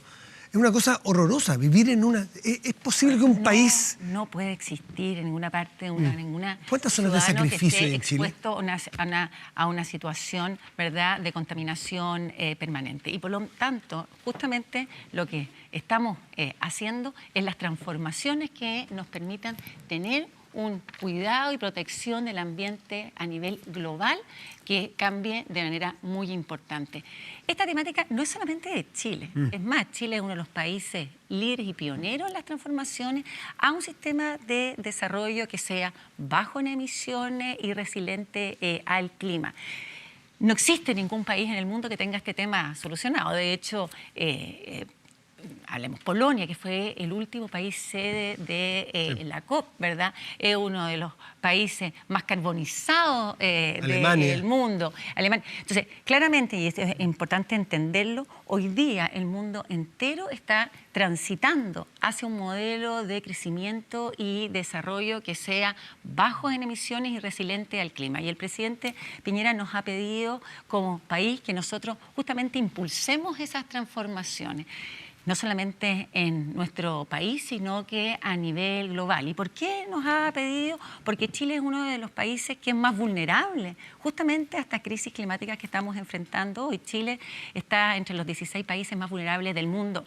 Y lo que estamos haciendo en estas transformaciones, que no solamente la estamos aplicando en Chile en este proceso de cambio, sino que también liderando que el mundo actúe en estos cambios que son tan necesarios para poder tener un desarrollo sustentable. Mencionaba Matías, ministra, la COP25, estamos a 3 meses de que se lleve adelante ese evento, y entiendo que están los dineros para llevarla adelante, al menos el desde, ¿no? Estamos contentos porque justamente realizar la COP es un desafío mayor y Chile lo ha hecho en un tiempo récord. Realmente hay 3 años de anticipación para prepararlo. Chile, justamente en un acto de tremenda valentía y liderazgo, decidió tomar la sede y la presidencia de la COP25 cuando otros, ¿verdad?, justamente decidieron bajarse. Y estamos muy agradecidos del gran respaldo que estamos teniendo. Estamos obteniendo los recursos, pero todavía nos faltan recursos, así que es muy importante que esto se sepa.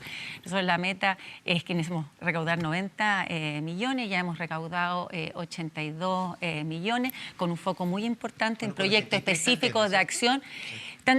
Hay proyectos y muchos que están dirigidos esos recursos a proyectos específicos de acción climática, la construcción de nuestros planos de mapas de vulnerabilidad y una serie de temáticas que necesitamos para poder justamente implementar las medidas de acción climática para nuestro país, pero nos quedan estos 7 millones que necesitamos justamente para el venue, que es el lugar donde estamos recibiendo y donde se van a realizar las reuniones. Bueno, no hay otra experiencia al respecto a cómo se canalizan los dineros, pero entiendo que son 14 millones de dólares lo que impuso el mundo privado, ¿cierto? Versus lo del Estado y lo que... A ver, aquí hay distintos colaboradores, estamos, ¿verdad?, teniendo una participación importante en la COP por primera vez a nivel global, donde el sector privado va a ser un actor muy importante, porque el objetivo de la COP25 es incrementar los niveles de acción del mundo y de ambición del mundo por la acción climática. Y es imposible hacerlo y aumentar ese nivel sin una fuerte participación del sector privado. Así que aquí vamos a tener una fuerte visita del sector privado y participación profunda a nivel internacional. De hecho, Chile está liderando hoy día también la acción climática y el grupo de mitigación en la cumbre del secretario general de las Naciones Unidas en septiembre, y el sector privado va a tener una participación relevante y está colaborando para poder realizar la COP. ¿Y esos dineros, ministra, me imagino que hay un proceso después de transparencia, qué sé yo, pero me imagino que esos dineros también van a ser asignados a las zonas complejas donde hay personas que están sufriendo justamente acá en nuestro país con el cambio climático? Bueno, dentro de los 90 millones de dólares que está en el presupuesto hay medidas muy concretas. La mayor parte de esos recursos van a medidas concretas de acción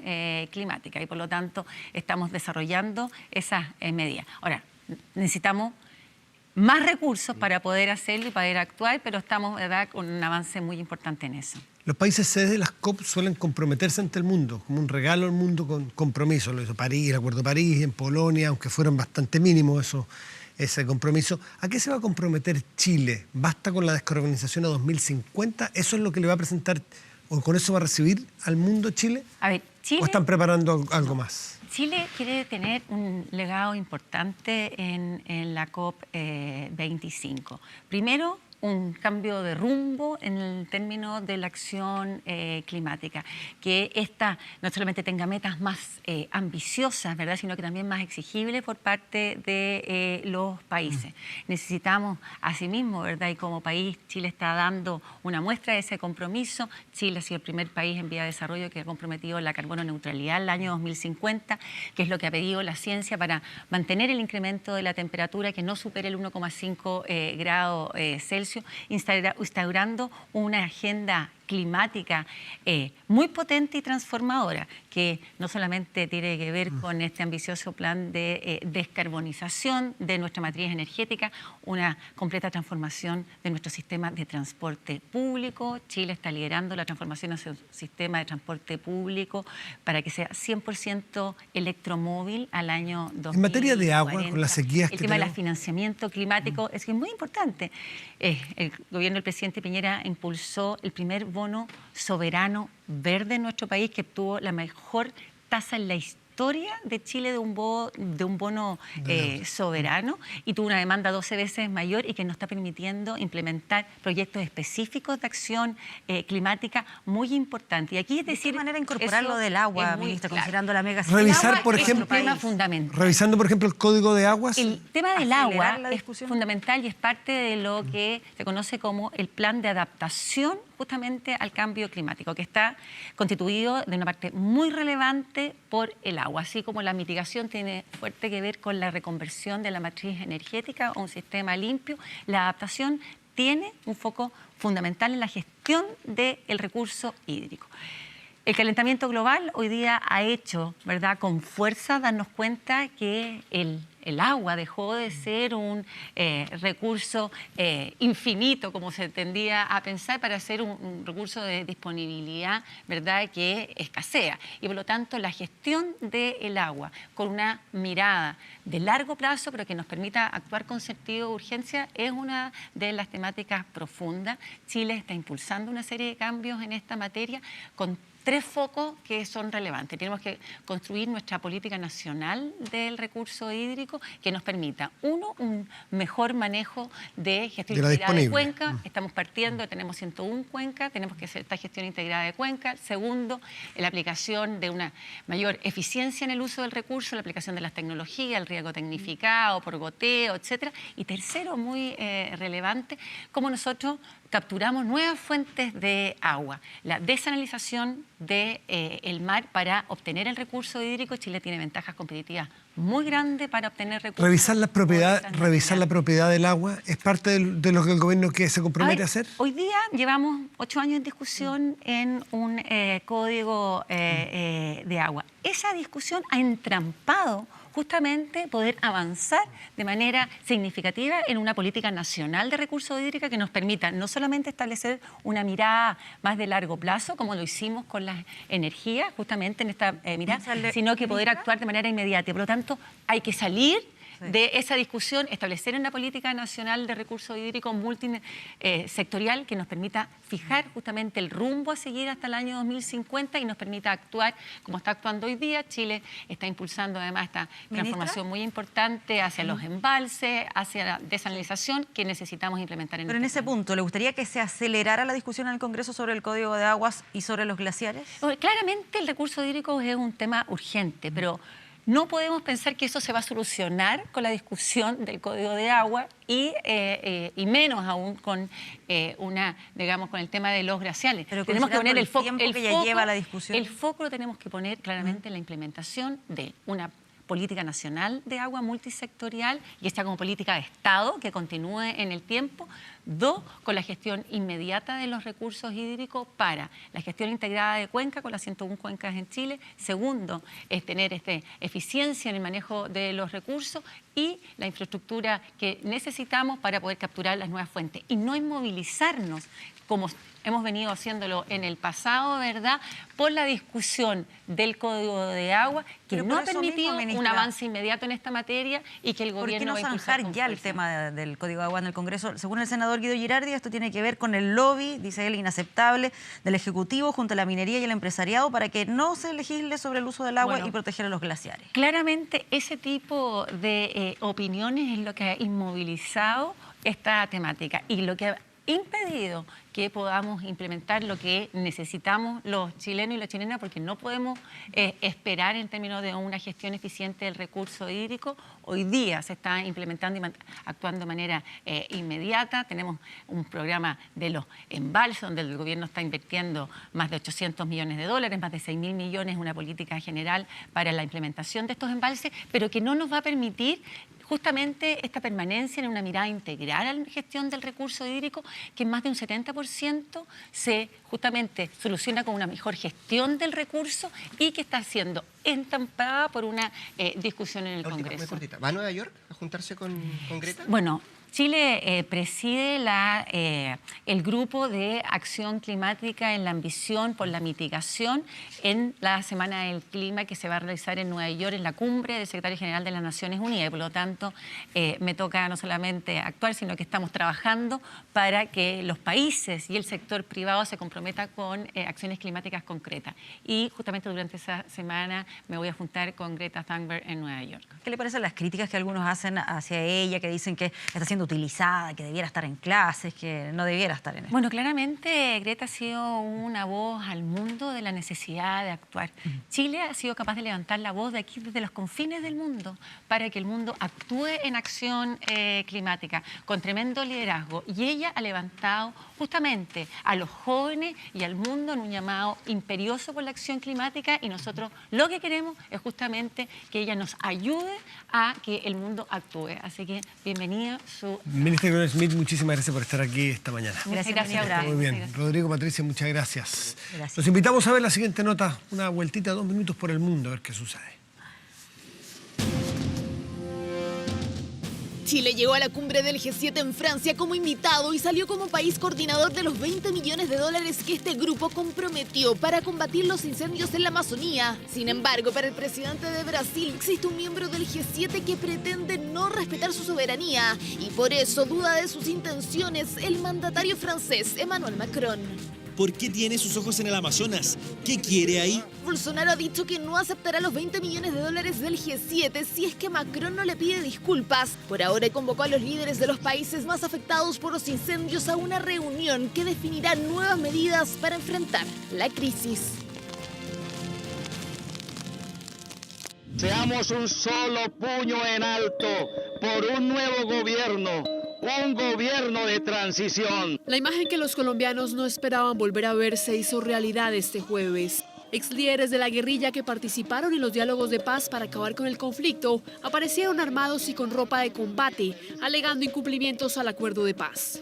Los diálogos que comenzaron en el 2012 fueron uno de los hitos históricos para América Latina, ya que se trataba de acabar con una guerra de más de 50 años y desarmar a la guerrilla más antigua del mundo. Sin embargo, los acuerdos de paz se han visto empañados por las trabas jurídicas que ha puesto el actual gobierno para lograr la implementación y por los asesinatos de líderes sociales y de miembros de las FARC.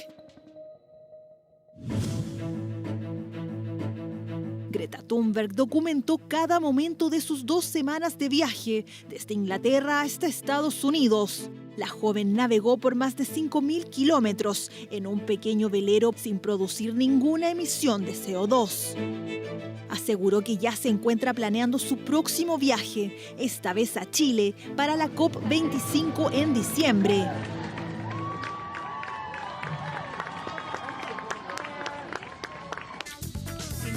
Estamos de vuelta en Estado Nacional en nuestra mesa, transmisión conjunta de TVN, todas sus plataformas y Radio Duna. Y de inmediato presentamos, para ganar tiempo, para aprovechar muy bien el tiempo, a la senadora demócrata cristiana por el Maule, importante decirlo, ¿no es así? Jimena Rincón, gracias por estar aquí, senadora. A ustedes, muchas gracias por la invitación. Yo quiero partir, Francisco Vidal, usted había pedido y está justo con la pauta 40 horas. Y el proyecto de 40 horas es uno de los temas que nos convoca a continuación. ¿Le parece?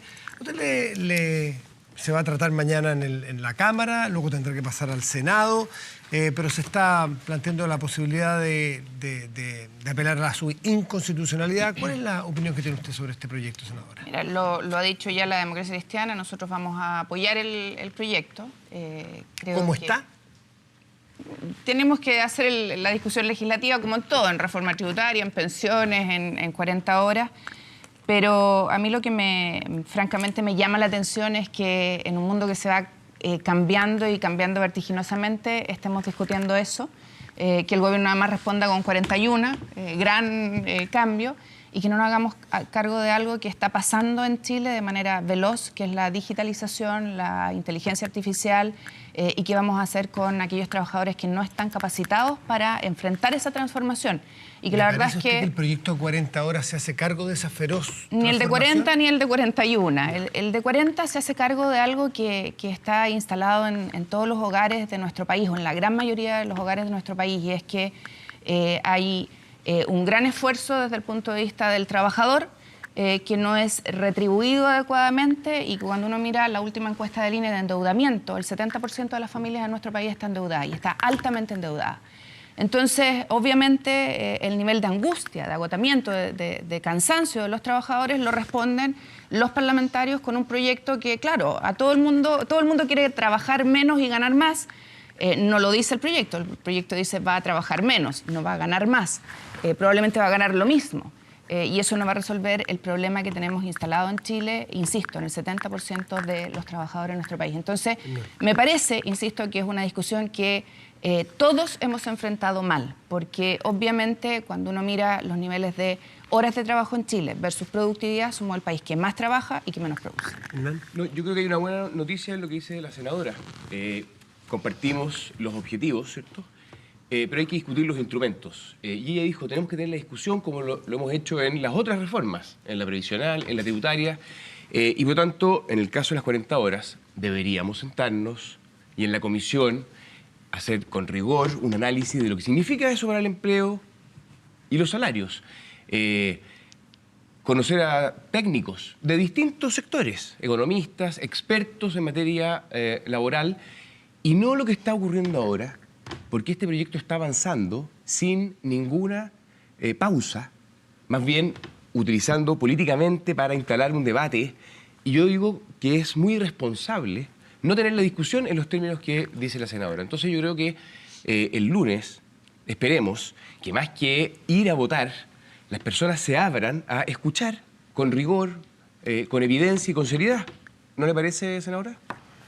Lo dicho, creo que todos están llegando mal con el tema porque están pasando cosas en el mundo y en Chile que no queremos reconocer.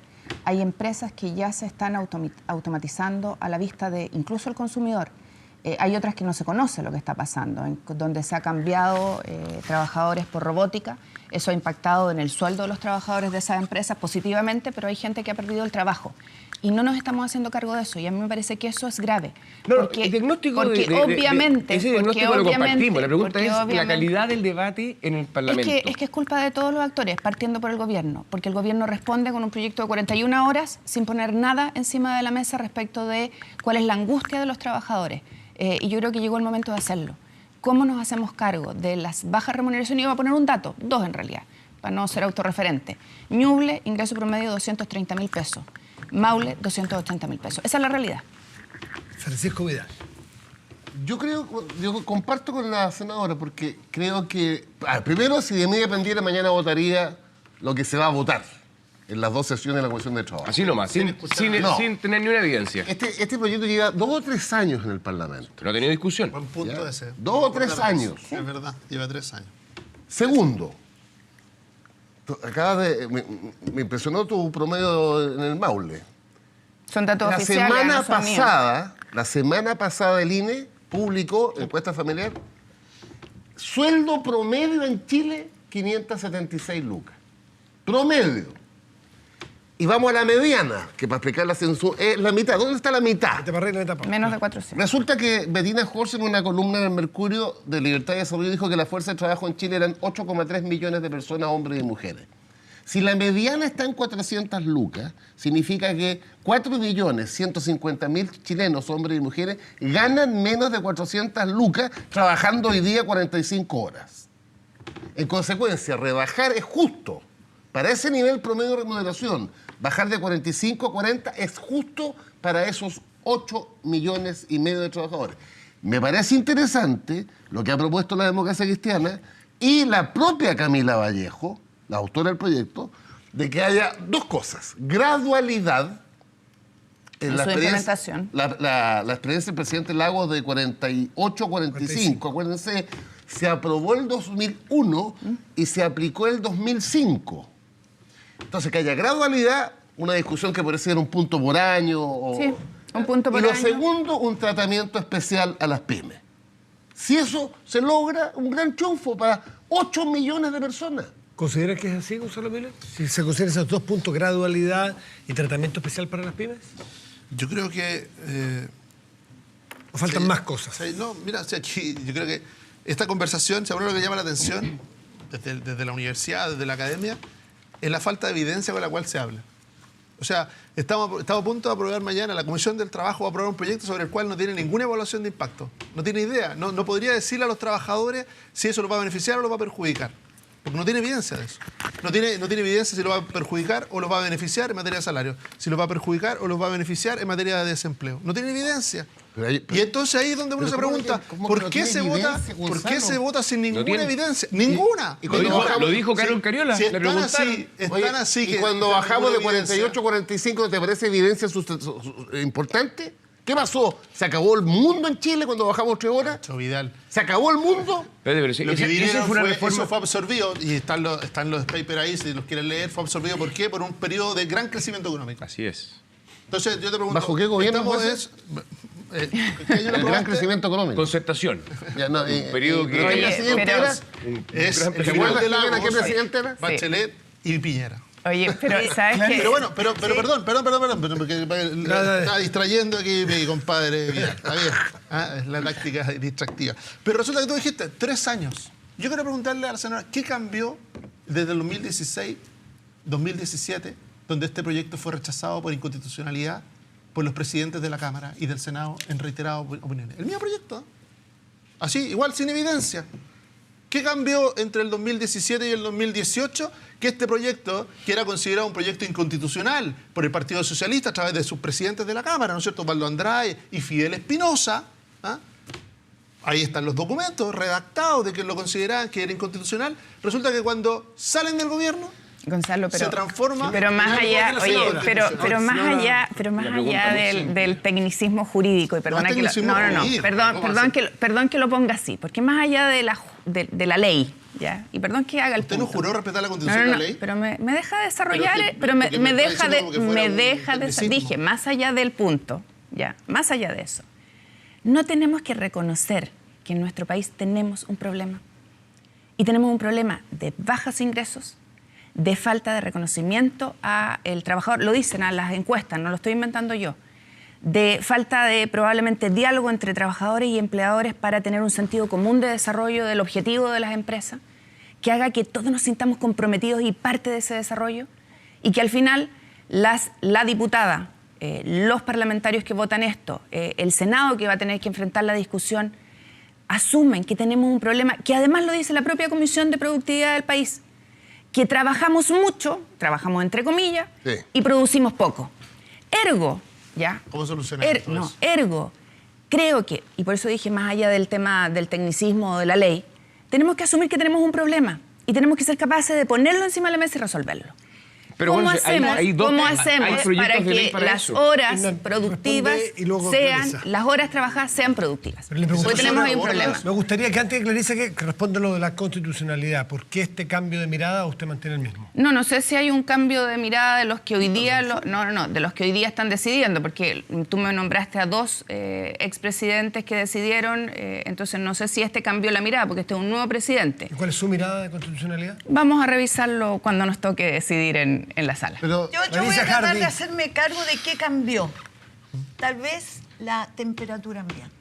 ¿Qué tiene que ver con lo que te A ver, efectivamente, Jimena. Es decir, no la Constitución. Perdón.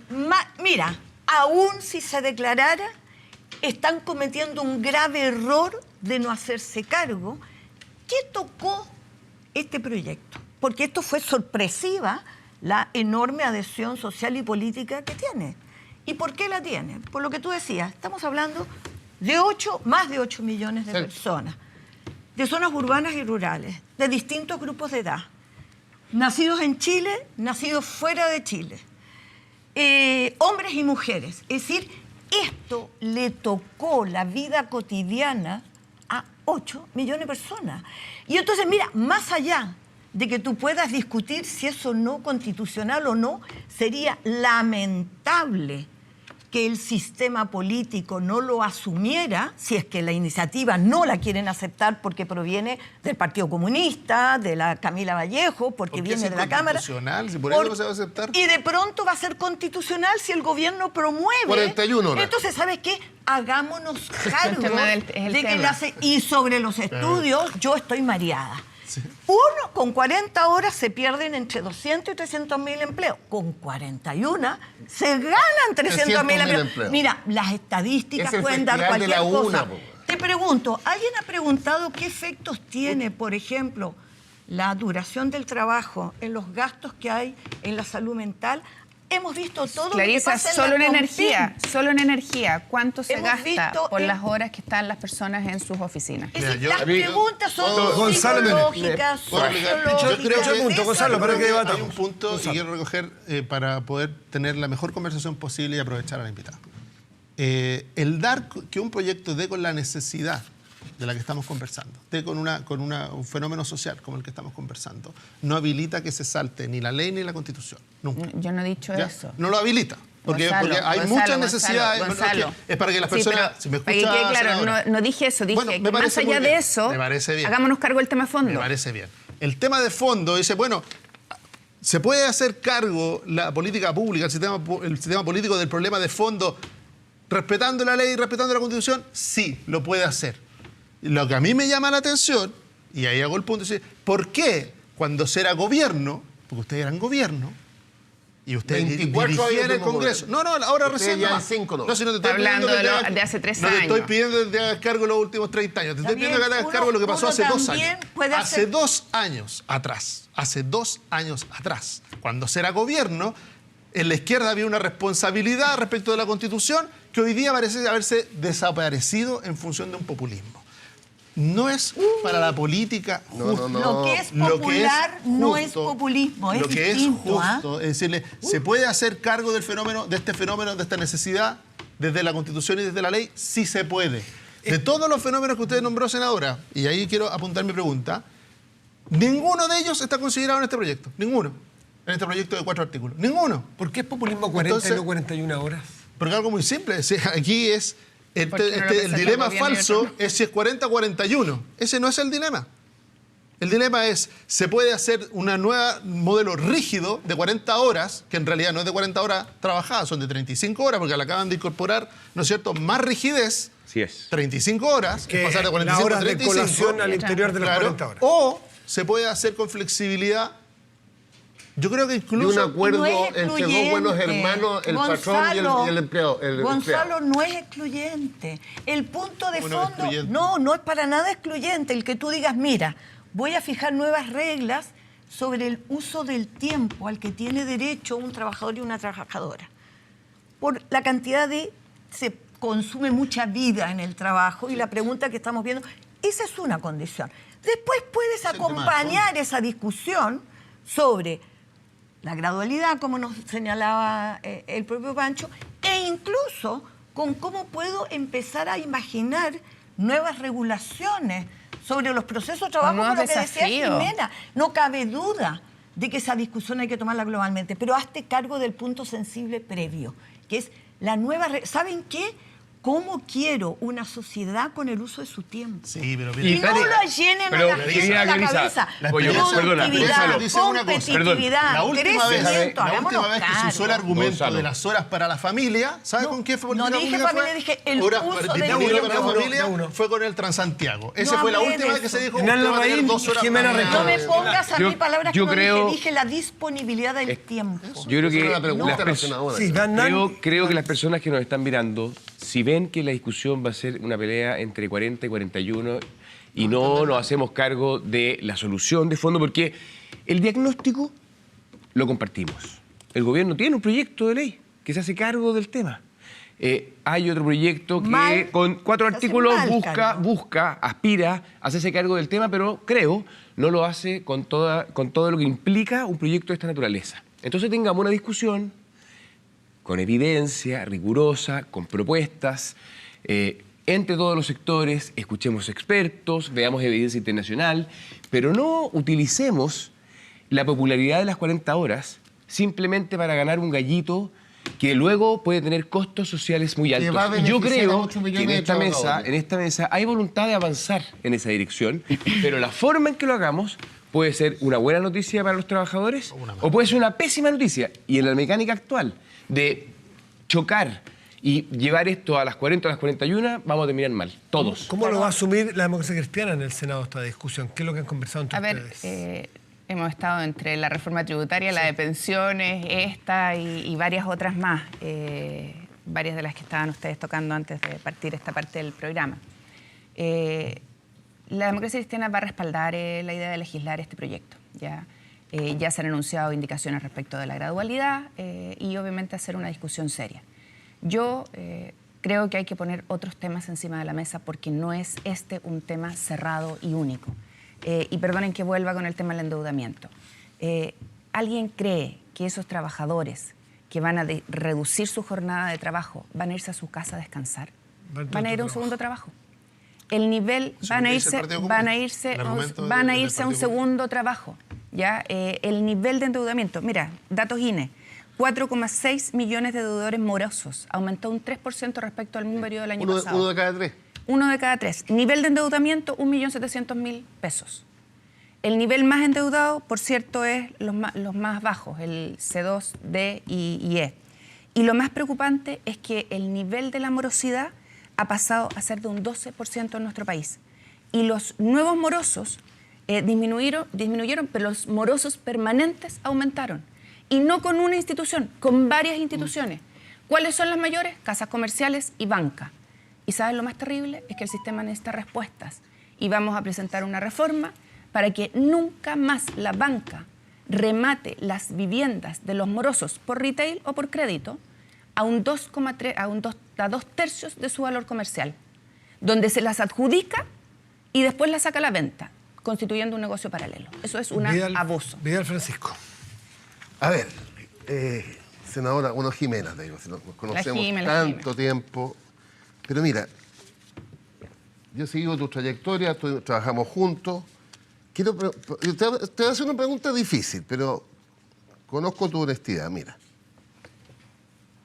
¿puede...? Cámara, por favor, tiene que decir. Un presidente Lago. ¿Y el dedo? Todas las micros le sirven. ¿Se ve bien o no? No veo. Pónmela más cerquita, pues. Más. Haga foco, haga foco. Todavía va. Mire que haga foco ahora. Hasta ahí. En Chile, el 1% más rico concentra el 33% de los ingresos totales. Encabezamos esta lista: Chile, 33%, Rusia, 20%, el Estados Unidos de Trump, 20%. Con este dato, yo espero que en el Senado, y no quiero traer ningún conflicto institucional, los senadores de Demócrata Cristiano no voten a favor de la reintegración. Porque fíjate que en el informe financiero de Felipe Larraín sostiene que de los 833 millones de dólares que se devuelven, hay 23.000 chilenos, que claramente están aquí, que se les devuelve entre 250 y 300 millones de dólares. Entonces, cuando tú, no sabía tus cifras del Maule, me parece impactante. Es casi la mitad del promedio nacional. si el país está en condiciones de devolverle al 1% más rico una parte de esos 833 millones. Quiero decirles además que el papelito, hasta harto picante, está mojado, lo que ustedes quieran. Oye, pero están más picantes los míos sobre pensiones. ¿Sabes cuál es la fuente? La fuente, New York Times y Banco Mundial. Y se lo pesqué a la Fundación Sol, ese es el que me lo mandó. Muy bien. Voy a hacer una precisión antes de responderle a Pancho, porque me la acaba de mandar un auditor. ¿Cuál? No. Antes de responderte a ti respecto a lo otro. La rebaja de 48 a 45 horas fue una indicación de José Ruiz Di Giorgio. Se pidió la inadmisibilidad, se perdió y se aprobó 3x2. Fue constitucional. Solo un dato para que se sepa nomás respecto de los debates. Acabo de recibir. Gracias. Con esta cuestión. Por favor, la inteligencia artificial, gracias, Claudita. Gracias a las audiencias que tiene Estado Nacional. Que arrasamos y le ganamos a Canal 13. Dos notables constitucionalistas, Patricio Zapata y Javier Couso, tienen un planteamiento claro respecto a que en estas materias no es inconstitucional. Y la historia de la ley respecto de la rebaja anterior es clara. No, solo estoy hablando. Los constitucionalistas pueden tener la opinión y respetable de acuerdo a lo respetable que sean. Pero el punto es, ¿por qué cuando ustedes eran gobierno, silencio? Porque se declaró inconstitucional el proyecto. Y esos mismos constitucionalistas dijeron... Silencio, disciplina, disciplina de que estamos en el gobierno. Pero ahora que estamos en la oposición, parece que la disciplina... Cuando se presentó el proyecto yo no estaba en el gobierno ni era ministra del Trabajo, pero yo no diría que había silencio. Yo diría que había otros temas encima del debate y a este no se le insistió, no se le dio la relevancia ni la importancia hoy día. Volvamos a la reforma tributaria que había planteado. Porque y el que me mandó esto no era un constitucionalista, un laboralista. Una pregunta por la DC. ¿Le puedo hacer una pregunta por la DC? Porque la democracia cristiana sí ha hablado respecto de este proyecto. Sí, pues. ¿40 horas? Desde 40 horas. Y Juan dijo que lo van a apoyar. Y dijo algo que es muy sensato. Y por eso lo quiero rescatar. Dijo que si el lunes se quiere votar este proyecto sin evidencia, sin escuchar a las pymes, sin escuchar a todas las organizaciones que pidieron ser escuchadas, la DC se iba a abstener. A ver. Y yo quiero saber si eso es verdad. Si va a ser así. El otro día me pasó en otro programa, fíjate que también me interpretaban.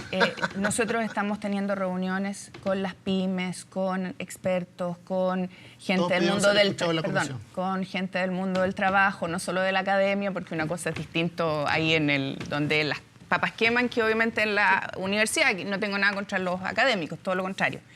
Y vamos a seguir en ese trabajo. De hecho, vamos a tener un taller como bancada para este y los otros temas que están en el debate nacional. Por lo tanto, tranquilidad, todo el mundo tiene que ser escuchado porque lo peor que podríamos cometer es tener malas leyes, ¿ya? Una cosa es votar la idea, otra cosa es ir a la discusión en particular. No tiene un artículo, tiene más de uno. Por lo tanto, hay que abrir plazo de indicaciones. Hay un debate que no se zanja en un día. ¿Ya? Esto es una novedad, yo creo. Entonces están abiertos a tener la discusión de fondo y no avanzar a matagallo. Fue la frase del diputado Gabriel Silva. No se zanja en un día.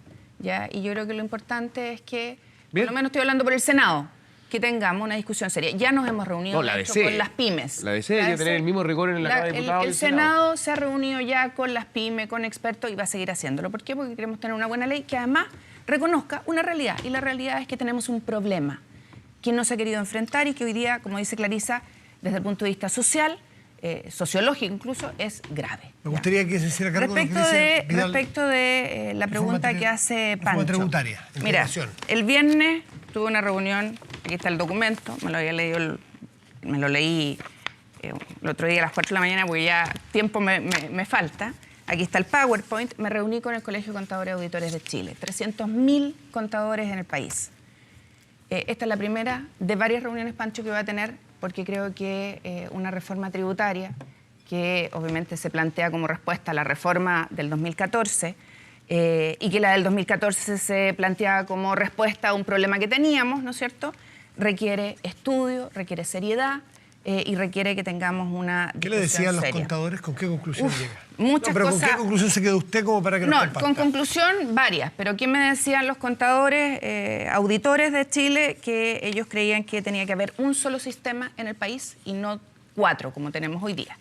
Que tal como salió de la Cámara... el proyecto en materia de pymes tiene un montón de problemas para las pymes que hay que resolver. Me junté además, obviamente, con Félix Lu, que me acompañaba en la reunión, que es el que coordina las pymes de la democracia cristiana, más los abogados asesores que han seguido esta discusión.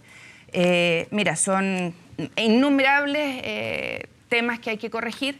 En materia de integración, ellos me planteaban que más allá del tema de la integración como fórmula, no fórmula, aquí había que hacer varias cosas y que tomé nota, porque me parece que son importantes de destacar. Perdonen que las busque, No, tranqui. estimado. ¿Pero usted está a favor o no? ¿O va a No, empezar yo la integración, que es el tema que tocó Francisco? voy a estudiar porque aquí mi A priori no máxima, tiene un... no, mi máxima es que los que ganan más o ganamos más tenemos que pagar más. Exacto. Esa es la máxima. Ese es el punto. ¿Ya? Y que cómo lo tenemos que hacer de la manera más eficiente y transparente posible. Esa es mi máxima. ¿Cuál es el sistema? Vamos a verlo. En el mundo, de hecho, hay 3 sistemas, para resumirlo. ¿Ya? Puede que haya más, pero y mixto también. Desagregado, integrado, parcialmente integrado, y ahí se mueve. De hecho, hay que decirlo también, la reforma de la presidenta Bachelet iba con 100% de integración. Para que lo tengamos claro. La cocina... Y en la casa negociación se Fontaine. cayó eso. Lo digo para efectos de que tampoco sea esto como un tabú respecto de la integración o la integración. El punto es como los que más tienen, contribuimos más. ¿Ya? Yo siempre digo, ¿cuánto tributa un parlamentario? ¿Tú sabes cuánto tributa, no? 35. Supongo que era en la escala de ingresos. O sea, ¿no? 35. Bueno, 40. No, 30. Porque fue una Para que todos lo sepan, nadie lo sabe, pero creo que es bueno que el país Buen lo sepa. punto. 40%, más que cualquier otro. No se le bajó a los parlamentarios. Se le subió. ¿Ya? No se le respecto, bajó, era 40. No se le claro, bajó, pero era respecto a la 40, discusión, no, lo que se pasa es que era 35 quedaron para fuera de la todo y se le subió en la discusión, para que todo el mundo lo sepa en sus casas. No es muy relevante, pero como nunca se sabe, es bueno que se diga. Entonces, ¿qué es lo que se dice respecto de los súper ricos, más allá de la integración o no integración? Hoy día, ¿qué cosas debieran hacerse? Y lo vamos a poner nosotros como indicación, más allá de que nos declaren inconstitucional o no la indicación, aunque como es eliminar va a ser constitucional, que se elimine el beneficio del 107 de la ley de renta, que es que cuando compran y venden acciones, la ganancia no paga impuesto. Y eso, obviamente, es un impuesto directo a la vena de los súper ricos de este país que no pagan. Que en el caso de los accionistas AFP, trabajadores, no ocurre lo mismo. Esa plata, ¿no es cierto?, no va a sus bolsillos, ni es un beneficio. No les llega a los fondos de pensiones la ganancia que hay de la utilidad que se genera. Y nosotros creemos que no la rebajan, perdón, de impuestos. Esa ganancia no la pueden rebajar de impuestos. Mientras que los directos, las personas sí.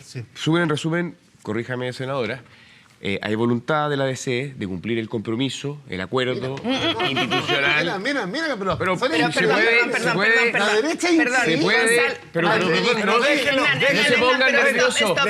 No se pongan nerviosos. No me estoy poniendo Voy a hacer nerviosa. Pancho, Vidal, usted, de verdad que no necesito que nadie me Vidal, represente. silencio, por favor. Muy bien. Un alto, hacer una pregunta? pero antes que él termine de denunciarla, antes que termine de notable, que denunciarla. no se ponga nerviosa. Yo no estoy nerviosa. Es muy simple, qué manera de saltar lejos, digamos. Hubo un acuerdo, ¿cierto?, entre el gobierno y la DC institucional para avanzar en modernización tributaria. Lo vimos en la Cámara de Diputados y yo veo que la senadora tiene la voluntad de perfeccionar lo que de ahí salió y avanzar. Y por lo tanto, quiero rescatar que en el fondo hay un espíritu para cumplir el acuerdo. Es lo que quiero destacar. No. Es que hace un punto que no corresponde. Yo iba con el presidente de la República al viaje que hicimos a Israel, Palestina y Japón. Justo después de que se firmó ese acuerdo. Y conversamos el punto. Y gracias a Dios lo aclaró. Ese era un acuerdo que correspondía al nivel de la discusión de la Cámara de Diputados y no de los senadores. Y entramos en una discusión distinta. Muy bien. Y se lo dije así al presidente y el presidente entiendo que así lo comprendió. Por lo tanto, esta es una nueva parte, una nueva etapa y lo he conversado también con el presidente de la democracia cristiana.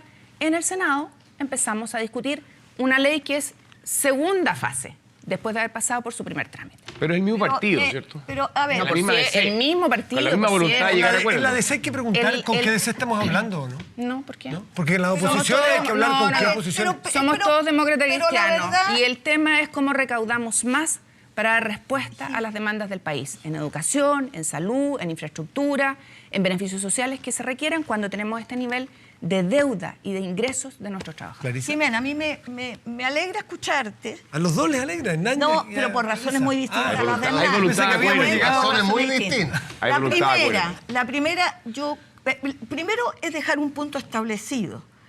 Estamos haciendo una discusión sobre una reforma tributaria que no es modernización tributaria. Esto tiene que ver con una convicción legítima, pero una convicción que defiende intereses, una cierta mirada de un gobierno que quedaron con la bala pasada. Votada mayoritariamente por los chilenos.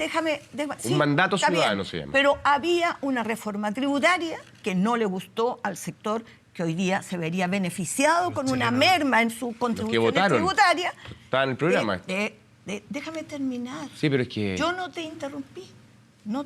Adelante, Clarisa. Quiero decir de que se sentó un mal precedente, porque se decidió por razones previas al mérito del propio proyecto de ley que estaba recién en implementación, se decidió cambiarlo porque no les gustó cómo quedó. Legítimamente no corresponde a los intereses que representa la derecha. Obvio. Curiosamente, este año, no a los chilenos, Curiosamente, este año la recaudación tributaria, que era cuando entraba en régimen, aumentó. Por lo tanto, digamos, aquí no está el punto, no es una modernización, es verdaderamente una reforma. Segundo punto, y esto sí te lo quiero plantear, Jimena, y por eso digo que me alegra que pasamos de nuevo a una nueva etapa, porque hubo algo muy complicado en cómo se decidió la votación en la Cámara de Diputados y la decisión que adoptó la directiva de la democracia cristiana, porque no hubo unanimidad en los diputados que la votaron. Mayoritariamente votaron, pero hubo un grupo que no fue así. Hubo un acuerdo, primero técnico y luego de todo el arco político opositor entero, sobre lo que tenía que tener la propuesta.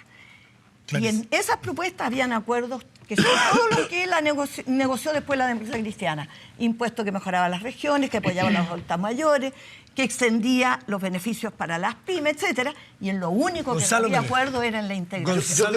Y ahí creo que se sentó un mal precedente que creo que lo van a revertir. Clarisa, en el Senado. es interesante llegar al origen de la conversación. ¿Por qué estamos hoy día conversando de reforma de modernización tributaria? Porque nosotros hicimos una reforma tributaria que impactó en la derecha, pues. Si aprendes a escuchar alguna vez, yo no he hablado nada. Si alguna vez aprendes a escuchar, te vas a dar cuenta de que este gobierno y este presidente hizo campaña, y en parte está sentado en la moneda, porque hizo campaña por la reforma tributaria. ¿Por qué hizo campaña por la reforma tributaria? Porque la reforma del 2014 provocó efectos en los chilenos que llevaron a que fuera rechazada por la mayoría. ¿Qué efectos? Que no cumplió ninguno. No tenía ningún efecto. No cumplió ninguna de las promesas. Ninguna. No es que cumplió la mitad, no. Ninguna de las promesas. Recaudamos no recaudó los 8.000. 4.000 en la mitad de 8.000, Pancho. Aquí y en cualquier parte. Iba a disminuir la desigualdad. Ahí están los datos. No disminuyó la desigualdad. No disminuyó la desigualdad. 0,51, 0,48. Pancho, Vidal, no disminuyó la desigualdad. No, nos falta otra más grande. Y la tercera, que esto no iba a impactar en la economía ni en la inversión. Y resulta que lo que tuvimos fue una caída brutal de la inversión como no la habíamos tenido. Ahora descubrieron que era la reforma tributaria y no el marco externo. Entonces, no lo descubrimos ahora, lo dijimos hace 4 años, lo dijimos hace 3 años, lo dijimos hace 2 años y lo digo hoy día. El impacto internacional. Consistencia. Y esa reforma es la que provoca esta conversación. Para ponerle pausa un segundo, miren lo que tenemos para la noche que los vamos a invitar a ustedes. A ver. Fueron destinados para eventos de seguridad interna o externa o en el concepto de seguridad ampliado que significa la seguridad. Ahora, la interpretación de algún uso de inteligencia ampliado podría tener una discusión. Ahí aparentemente hay un espacio de grises donde pesa quizás... Y en eso yo debo reconocerlo que es posible que podría ponerse en duda alguna cosa, pero no la duda de que no haya sido utilizado en función de algo que tiene que ver con el ejército. La persona humana tiene sus debilidades y también comete errores. Por lo tanto, yo creo que en ese análisis hoy día, y especialmente como está la discusión, y la transparencia que el ejército quiere manifestar en sus procedimientos, sí, yo creo que podría haber hecho más. Y yo reconozco que como comandante en jefe durante los 4 años, tuve el uso de gastos reservados, pero tal como lo he mencionado, en función de actividades que tenían que ver con el funcionamiento del ejército para ámbitos de seguridad tanto en el país como fuera de él. Chocolates carísimos, relojes de lujo, lapiceras para otros generales de 350.000 pesos. Todo esto con gastos reservados también. ¿Cómo se explica?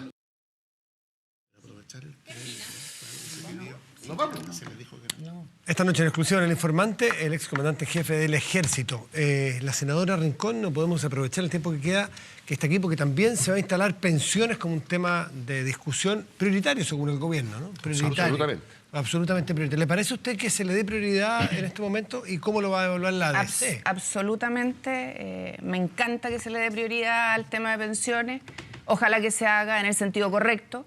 Y perdonen que ¿Cuál es el diga sentido eso. correcto? Fíjate que por decreto, y esta es una pelea antigua, y perdón mis papeles rasca. Va a mostrar su... ya que hablamos de papeles rasca, por decreto, el DS-19, que calcula la tasa de interés técnico, perdonen las palabras, pero no tengo otra forma de explicarlo, del retiro programado vía secretaría en un escritorio, el superintendente, hoy día con la Comisión de Mercado Financiero, decide la tasa de interés del retiro programado y afecta a los pensionados de Chile.